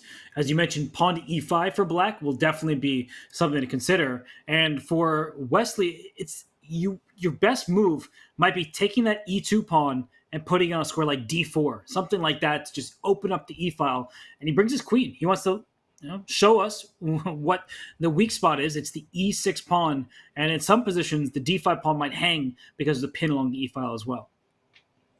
Yeah, that's just a really sneaky move. It's like you test the opponent, force them to burn a bit of time on the clock. And yeah, ultimately you might not threaten anything, but nothing done to kind of ruin your position in the meantime, just a test for the opponent. And we do have Armageddon. I believe it has begun on the other game. Okay, so let's bring up our 2-board view here where we can see both games in progress at the same time. We have the position between Wesley So and Jan Krzysztof Duda. This one looks like it's going to change from what was a positional type of battle to a dynamic game. And then for Fabiano and Alireza, well, I guess they're starting any second now. They're getting underway. Oh, they are underway. They are underway indeed. In the meantime, black defends the pawn on e6, white defends the pawn on b2. So still a very balanced middle game, but Wesley So with 2 extra minutes on the clock, maybe fancying his chances there as the bar starts to rise for Wesley So. Maybe tactics in the air there, but yeah, we'll update everyone on the Armageddon when that happens. I think I'm not sure who I prefer, Robert. I think we can hop to it, and if we want, David, I think the other game has begun. So Alireza, he needs to win with the white pieces. He's taking on Fabiano Caruana, and I mean, look at this position. At first glance, if you didn't show me the evaluation bar to the left of the screen, I would say this is exactly what you want in a must-win game. But it seems that Fabiano has everything under. What is this pawn structure? Before I continue talking. I mean, again, don't try it at home. Ugly as anything, this pawn structure. But black will try and compensate with piece activity. Just like you, Robert, I was super biased towards white's position here. I just thought, okay, you've destroyed black's pawns. You'll probably pick up this pawn. But black's knight is about to land on a beautiful square. Black's rook might come to d8, and the d-pawn might start rolling. The front d-pawn. Yes, it's a lot of weaknesses, but if your opponent can't get to them, are they really weak? Yeah, complicated stuff. And Fabi is up a pawn, so that's the good news for him. I mean, these pawns look atrociously split and not doing well, but look at that knight on d1. That's not exactly a great piece. The bishop on c1, not playing a huge role in the position. So white's queenside pieces are not active, so perhaps for Fabi it was worth splitting his pawns this way. And another idea David, that I'm thinking of is pawn e5 to e6 for white. That black king is in the center. There's a rook on e1 ready to barrel down an open line. That is extremely tempting. Extremely tempting. Again, tempting in this position. And, well, just before I made my own arrow, a blue arrow appeared. I assume it will come back any second now. And there we go. Pawn to e6. Only move, Robert. Otherwise, black takes control. And, okay, it's getting complicated. Again, he gives up a pawn, Fabi. He's just going to hide in plain sight with his king. He's going to chill out on the f8 square. And he's banking everything on a powerful knight and or powerful d-pawn. So you never know with Fabi, but is there a chance to some kind of preparation still? The speed with which he's playing, the risks that it seems like he's taking. I wonder if he's seen a position like this before, but the fact that he hasn't responded, I mean, it's quite clear that he's piecing this all together at the moment. But if we do have a second, as this position does heat up, let's go to our two-board view, because it looks like Wesley So has taken a step in the wrong direction. And David, he doesn't have time left. I mean, this is the fourth game of their match, and suddenly it's Jan Krzysztof Duda who has the upper hand. Yeah, Wesley has blundered. I don't think we can call this a bluff, a miscalculation. He simply blundered. The white knight was almost trapped. If you move that white knight, the black e-pawn starts crushing you, rolling down the board, and maybe he does that anyway in the near future. But right now he's down a piece, Wesley So. He's going for an attack against Duda's king, but surely not enough ammunition. So many defensive pieces around. And yeah, Duda, he's so good in these wild imbalances, Robert. I think he's just going to close the door here, trade off pieces, and use his extra material long term. You don't win a World Cup by accident. And Jan Krzysztof Duda, he was able to accomplish that heroic feat. He was hailed a hero in Poland. He beat Magnus Carlsen in a match along the way. He ended Magnus's unbeaten streak. I mean, the guy has done so much in his young chess career. And rook d6, come on, that's easy for him. That's a walk in the park. You have an attacker on g6. Let's get that piece out of there. The more trades that happen, the better it is for black. White's king is still open, and white actually only has one pawn for that lost knight. There's not nearly enough material to be considered as compensation. Yeah, essentially Wesley, his task is easy at least. He gives checkmate or he loses. There's no in-between here. So, okay, f5. I like what he's trying, Wesley. So he's going to try and play rook to d3, swing his rook across the rook that's doing nothing. He's going to try and bring his bishop into the action. It's not quite over, but Duda, huge favorite to progress right now. Knock Wesley down to the other bracket. In the meantime, the other game, it looks really nice for Fabiano. You asked that question, Robert. Is it preparation or is it not? I think you might have been onto something there. Fabi has been playing extremely quickly and impressively. And with a draw being enough for him, I think he might be on course for a positive result. In the meantime, okay, Wesley does have some threats at least. Yeah, Wesley, he's trying to get at Jan Krzysztof's king. And look at the clock, by the way. Duda down to 15 seconds. This is how winning positions are not winning for too long, but he does play the right move. You spot on the right-hand side of our screen here. White was trying to lift that rook up over to the king side, and Duda says, not so fast. I am going to defend my king. I'm going to stop your rook from getting involved, and my knight is going to jump right on over to help me defend. Yeah, it's all an illusion. White has one check, but no more than that. And Duda has the extra pieces. Yeah, it looks like he's close. Luckily for him, it's not Armageddon. There is increment still for Duda, so 17 seconds should be sufficient. But the other game now, the clocks have leveled out. Firouzja is even a few seconds behind Robert as he aims to keep his winning chances alive. Must-win situation for him. And it might be a sprint to the finish. I think Fabi probably needs to get the job done before the time scramble from recent history. Well, Alireza Firouzja, he won the Chess.com Classic and is the Bullet Chess champion, so we are fully aware of what he can do in even the shortest of time controls. And we see on the right-hand side of the screen, Duda down to 7 seconds. His time is ticking. His king doesn't look that safe. I think we should focus in on that board. If we can, let's just go into the Duda board against Wesley So, because Duda is making moves, which is like 3 seconds on his clock. So here we see on full screen that the king has run away but has no more squares. David, one check would be mate for Wesley So. One check. If the white queen were ever land on f7, for example, that would be the end. If the white rook were ever able to come round and give a check, that's the end as well. He's threatening that. Duda, 3 seconds. And, okay, he repeats the position, Robert. He might be bailing out with a draw. Oh, queen No. takes e2 covers that square. Oh, it's that old school technique, right? You repeat the position twice and then you play on. But he needs to keep the f-file closed, and he has a bunch of checks. That's the good news. But David, can he get more than just a draw? He can, and he's found the key. He needs to bring the knight to defend, block that f-file, and he's threatening his own checkmates in some of these positions, Duda. So he's doing everything correct so far. The d-pawn will be a deflection. He's put his pieces on the perfect squares. We were doubting him. We were saying it's getting complicated, but now the white queen is simply offside, cannot participate in the attack, and this one's game over. Wesley now is the one lower on time, and checkmate ends this game. Wow, look at that little fist pump from Jan Krzysztof Duda.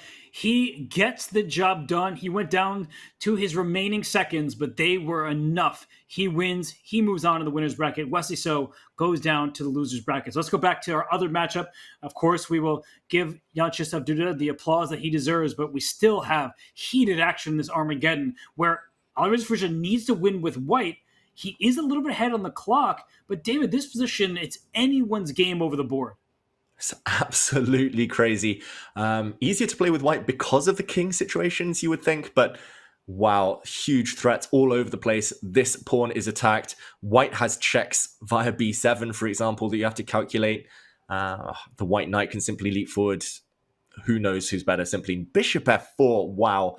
So calm, so cool. Knight takes bishop wouldn't be met by a nasty, deadly check on the b7 square. That is the threat for Firouzja right now. Wow, I don't know who's better. All I know is that Firouzja has extra 30, 40 seconds on the clock. And maybe that makes him the favorite here, Robert. Yeah, bishop f4 did not come to my mind. It looks like you're just blundering a piece. Knight takes f4, but as you point out, opening up the e-file, the bishop on e7 is in trouble. So that's the problematic piece. Bishop c5 comes to mind, but still queen b7 check.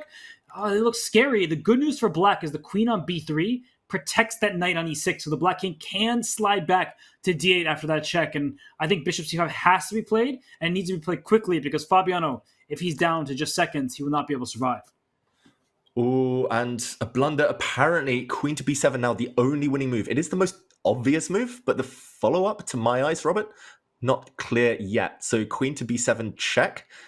Okay, he doesn't play it, but now queen to d5 will shut the door, shut the diagonal, and black would be a huge favorite to save that game or hold it. If he doesn't get checkmated, Fabi's king is actually perfectly placed.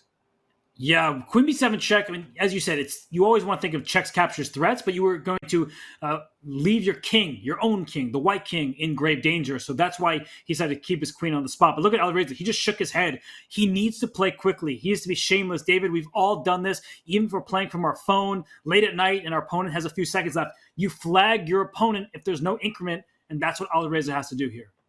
Yeah, and he's good at it. He's just super quick, super tricky. He needs to set some problems for Fabiano and force Fabi to burn that time on the clock. The queens are coming off the board. That's inevitable now.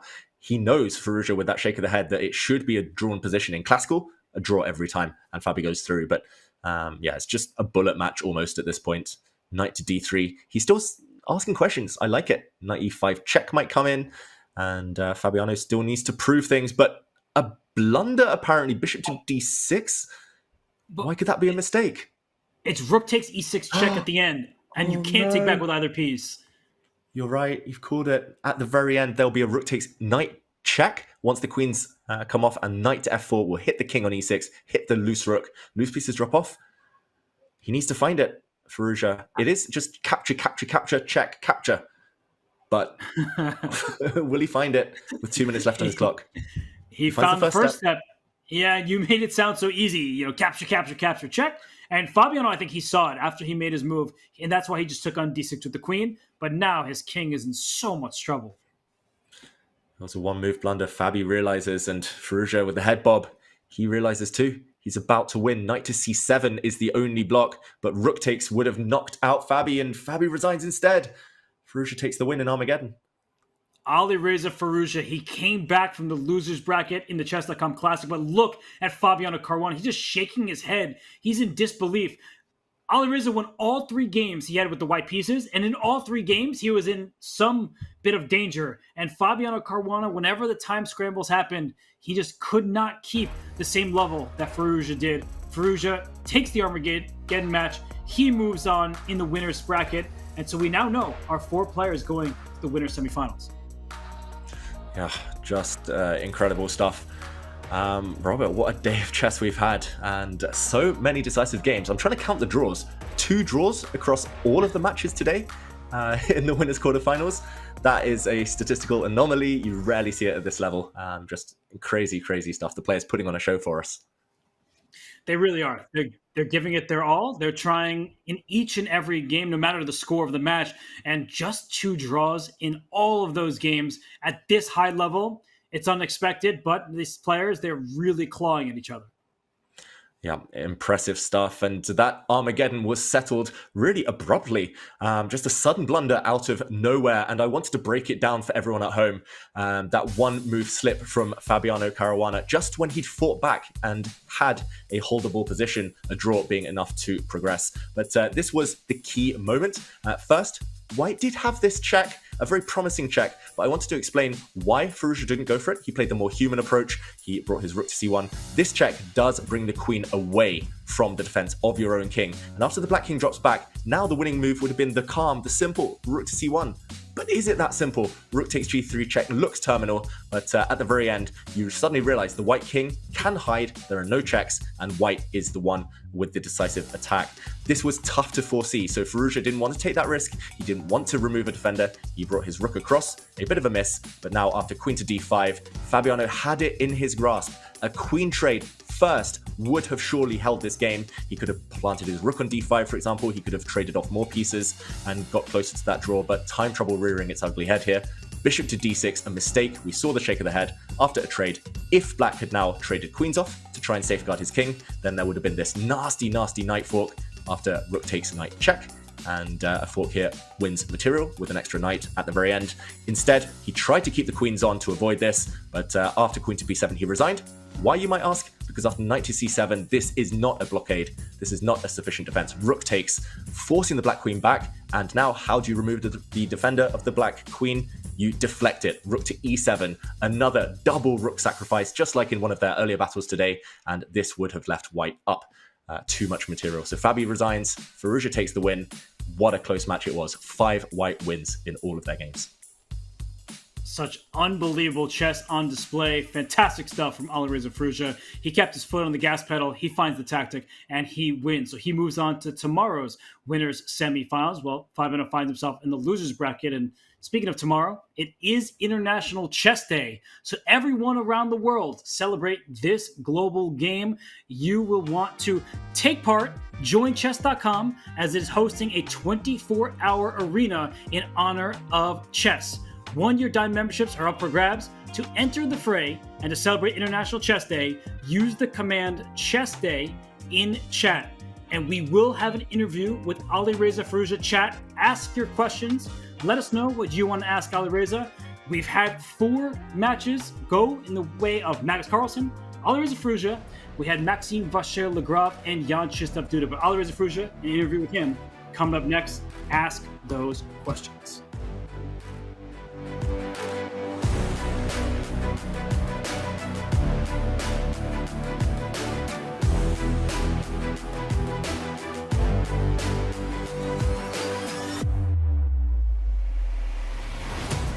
How often do you think about the Roman Empire? This July, you can think about it every day while you battle some of the ancient world's greatest and most fearsome leaders. Augustus, Hadrian, Cleopatra, Caligula, and of course, Julius Caesar. Play them all on Chess.com. Introducing Chess Events by Chess.com, the brand new app that helps you stay up to date with the latest tournaments and results of the most important games. Get breaking news, tournament updates, live stream coverage, results of your favorite players, or a specific matchup you're excited for.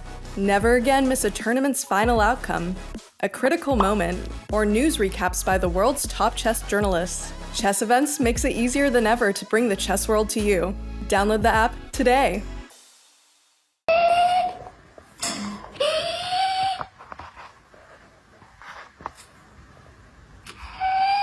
We're about to find out, honey. We just got started, so I'll let you know.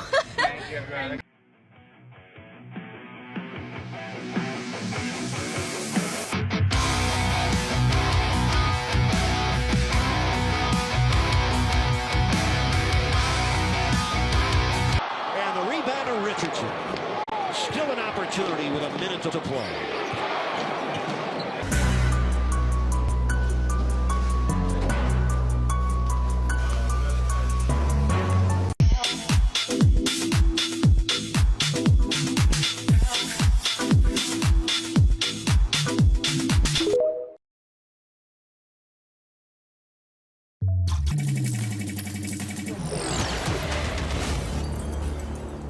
Hundreds of thousands of kids have used the CrunchLabs Build Box to learn how to create and build stuff while having a ton of fun at the same time. But what about something for teenagers and adults, where they can learn all the tools and tricks I use to create the builds on my channel? Well, I'm happy to say, starting today, that exists now.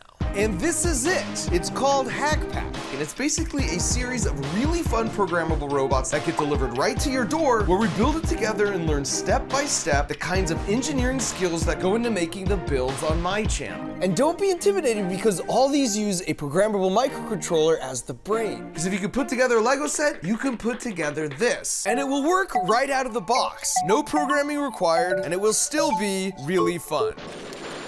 Heck yeah.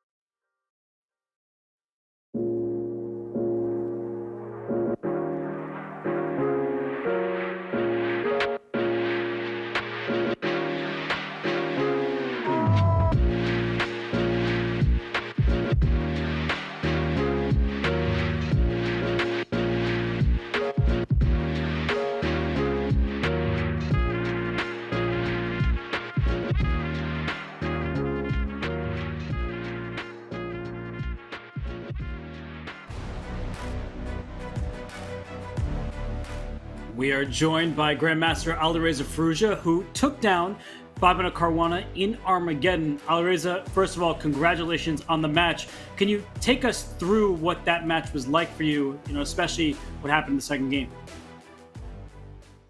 Yeah, I think I played a good chess today. The first game was very complex, and I managed to trick him in the time trouble. But yeah, the second game is just, of course, I knew this tactic, but suddenly in the game, I saw that what happens if I just take the rook, and I completely forgot about this tactic. And um, it was an unfortunate loss, but yeah, I'm happy I managed to bounce back. Well, let me ask you, because any loss is difficult, right? But emotionally, is it sometimes easier to get over such a quick loss because it was, a silly blunder, it won't happen again, and you had time to recover and get ready for the third game? No, I mean, I was very upset, but then I saw Fabiano was laughing on the camera a lot, so I thought I have to pay this back somehow. So I got a lot of motivation from his laughs. Did you have revenge on your mind? Yeah, that was like I got so much motivation after that. Like I just immediately wanted to forget and just win the next games. Because Well, normally yeah. I don't know why you have to laugh so much. I mean, Yeah, no, I think, probably out of disbelief, but I mean, it's clearly motivated you and you were able to immediately recover. But going into that Armageddon, right, it was 2-2, you were trading off victories. Did you feel confident in getting the white pieces after the bid was difference by 2 seconds? yeah, I was kind of aiming for white pieces, but I was okay with black, so that's why I bid it high. Normally I bid like 720 around that, but um, I thought even if I get white pieces, I'm okay. So I bid it high, and um, but I was happy with both colors. Yeah, no, that makes sense. And you got the job done, which means that you play Duda in the winners semifinals. You just talked about how you're motivated a little bit by vengeance. Duda beat you in the Chess.com Classic, and then you got your revenge there and ultimately won the whole thing. Do you feel like Jan Chistov makes an especially interesting opponent for you? Yeah, definitely. I think it's interesting. Our games always. I have a very good score against him in classical chess, but in rapid chess, he's of course very good. And um, I think it will be a very interesting match. And he played very good against me last time, so I expect him to. He plays same or even better. So it will be very tough for me. For sure. And that's always a tough matchup. Jan Chistov, he beat Wesley So today. We've got a couple questions from the chat, Alireza, and I think one here is about chess. It's from Herbert, and the question is, how do you train in the middle game? Do you solve exercises, or what's that process like for you? I don't know. I read some books, but mostly I think you have to play games and analyze your games. That's the best way to, I think, learn from your mistakes and improve in chess. I think by playing a lot and analyzing your games. Well, you've been playing a lot of over-the-board chess as well. Have have you just been going on the grind, analyzing the games, or have you taken a step back, maybe a little vacation from the grind of chess, besides playing this? Yeah, I mean, sometimes if you play too much, you can get exhausted also. So it's good to have some little time off. But yeah, of course, you have to always go back to your go back to the games that you played and see where was the mistakes and everything. So you should have a balance, I think. Well, speaking of balance, our other featured chat question is not about chess, actually, and it's from Pumpkin the Cat. I like the username. Well done. It's what is the top fashion trend in summer 2024? I I don't know. I just wear some clothes, I guess. But, Well, I don't know either, Alireza. It wasn't my question, but I do have actually a question for you. Is the Olympics? They're in Paris. Are you going to be able to attend any of the festivities? Or do you have any involvement whatsoever? Are you going to watch the Olympics? unfortunately, I have to fly 1 month to St. Louis, so uh, St. Louis takes all the time, so it's not possible. Well, otherwise, would you be rooting for Wemby and Gobert and your the French basketball squad? Yeah, of course, but yeah, America is too good, I think so. Maybe silver medal is good. Do you think France has a chance? I don't think for first place, but silver, I think for sure possible. I mean, Wemby is such a unique talent that I feel like if they somehow did win, I still wouldn't be that surprised. But Alireza, I mean, I know you're a big basketball fan. I know a big sports fan. So I just wanted to ask you and pick your brain. But I got nothing for you. I know you got to go and get ready for your match tomorrow. But I always appreciate you stopping by and sharing your thoughts with us, Alireza. Thank you. Appreciate you. That was Alireza Firouzja, fresh off a victory against Fabiano Caruana, beats him in Armageddon, so he gets the win with the white pieces, takes the match 3-2. And David, we have our results, we have our matchups for the next stage. What do you make of this bracket and what we saw today? Yeah, fun times, first of all. The players, all of them, I should mention, all 8 showing great creativity, ingenuity that Mark Rober would be proud of. And great to see Alireza in top spirits there. Just the way he shook off that 9 move loss and kind of used it as ammunition. I think really instructive for everyone at home. What we're left with, tomorrow's winners semi-finals, is going to be exciting. We're here with just a stacked field, and Firouzja against Duda, that's guaranteed a lot of fun on the board, and Carlsen against Vachier-Lagrave, 2 longtime friends, 2 longtime rivals.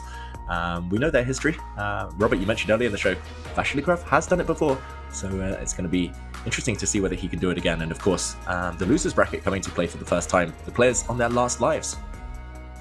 Look at this. We have Fabiano Caruana versus Wesley So, Jan Nepomniachtchi against Dmitry Andreikin in the losers bracket. 2 of these players will be out of the competition after their matchups tomorrow.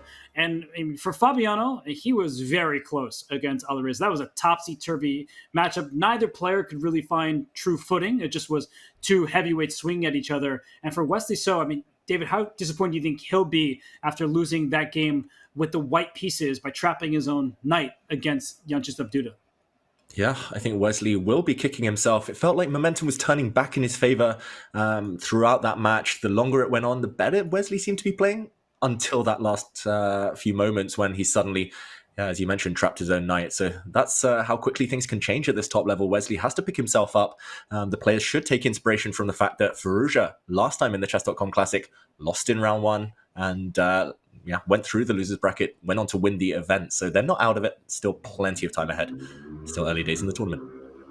Definitely still early days. It's Friday. The weekend is just beginning. Tomorrow, Saturday, International Chess Day, and we're celebrating an international company. We have Chess.com and the famous YouTuber and former NASA engineer Mark Rober. They've teamed up for this CrunchLabs Masters, and CrunchLabs is an educational STEM toy subscription box company. So for international availability, there's the Build Box. It's for kids 8 to 12 plus. Build it yourself.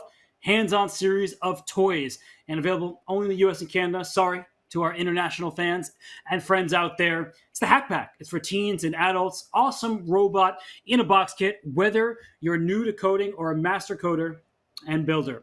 So David, Mark Rober has a bot on Chess.com, has been releasing YouTube videos for so long now, a NASA engineer.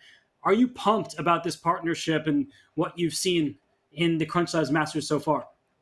I love it, Robert. The CrunchLabs Masters so far has been a lot of fun. I must admit, I was new to Mark Rober until a couple of weeks ago. I've been watching a lot of YouTube videos, though. I love, the DIY gadgets, the toys he's building every month. And it will be great for everyone as well at home to learn more and get involved. Yeah, it's funny. Those squirrel videos, those were things I've seen a long time ago. So they're really funny stuff. It's great content. It's also, great to get your hands on and try to test out the toys yourselves. And the first 500 people can claim $32 off an annual subscription to either the Build Box or the Hack Pack. So use the command CrunchLabs or visit go.chess.com/CrunchLabs to claim your offer. So David, the people, they can claim their discount. There are no days off, no seconds off, no moves off here in the CrunchLabs Masters. How would you summarize day one, what we saw today, in inform and dominant Magnus Carlsen leading the way? Yeah, blood on the board across all the matches. Magnus looking in top form. Great to see. Nepomniachtchi, I'm sure, will be back and better tomorrow. I'm not sure how to round it up, Robert. It's just been a lot of fun being back with you, back at the commentary booth, especially being treated to all these decisive games. I hope you've enjoyed it as much as I have. Oh, it's been an absolute blast, full of tactics, fireworks, Armageddon at the end there. Alireza Firouzja, Maxime Vachier-Lagrave, Magnus Carlsen, and last but certainly not least, Jančista Duda. They make their way to the winter semis. The other four players, they find themselves with just one life left. So enjoy your Friday. Come back on Saturday. On behalf of myself, Robert Hess, and the Olympiad gold medalist, David Howell, this is the CrunchLabs Masters. We'll see you tomorrow, everyone.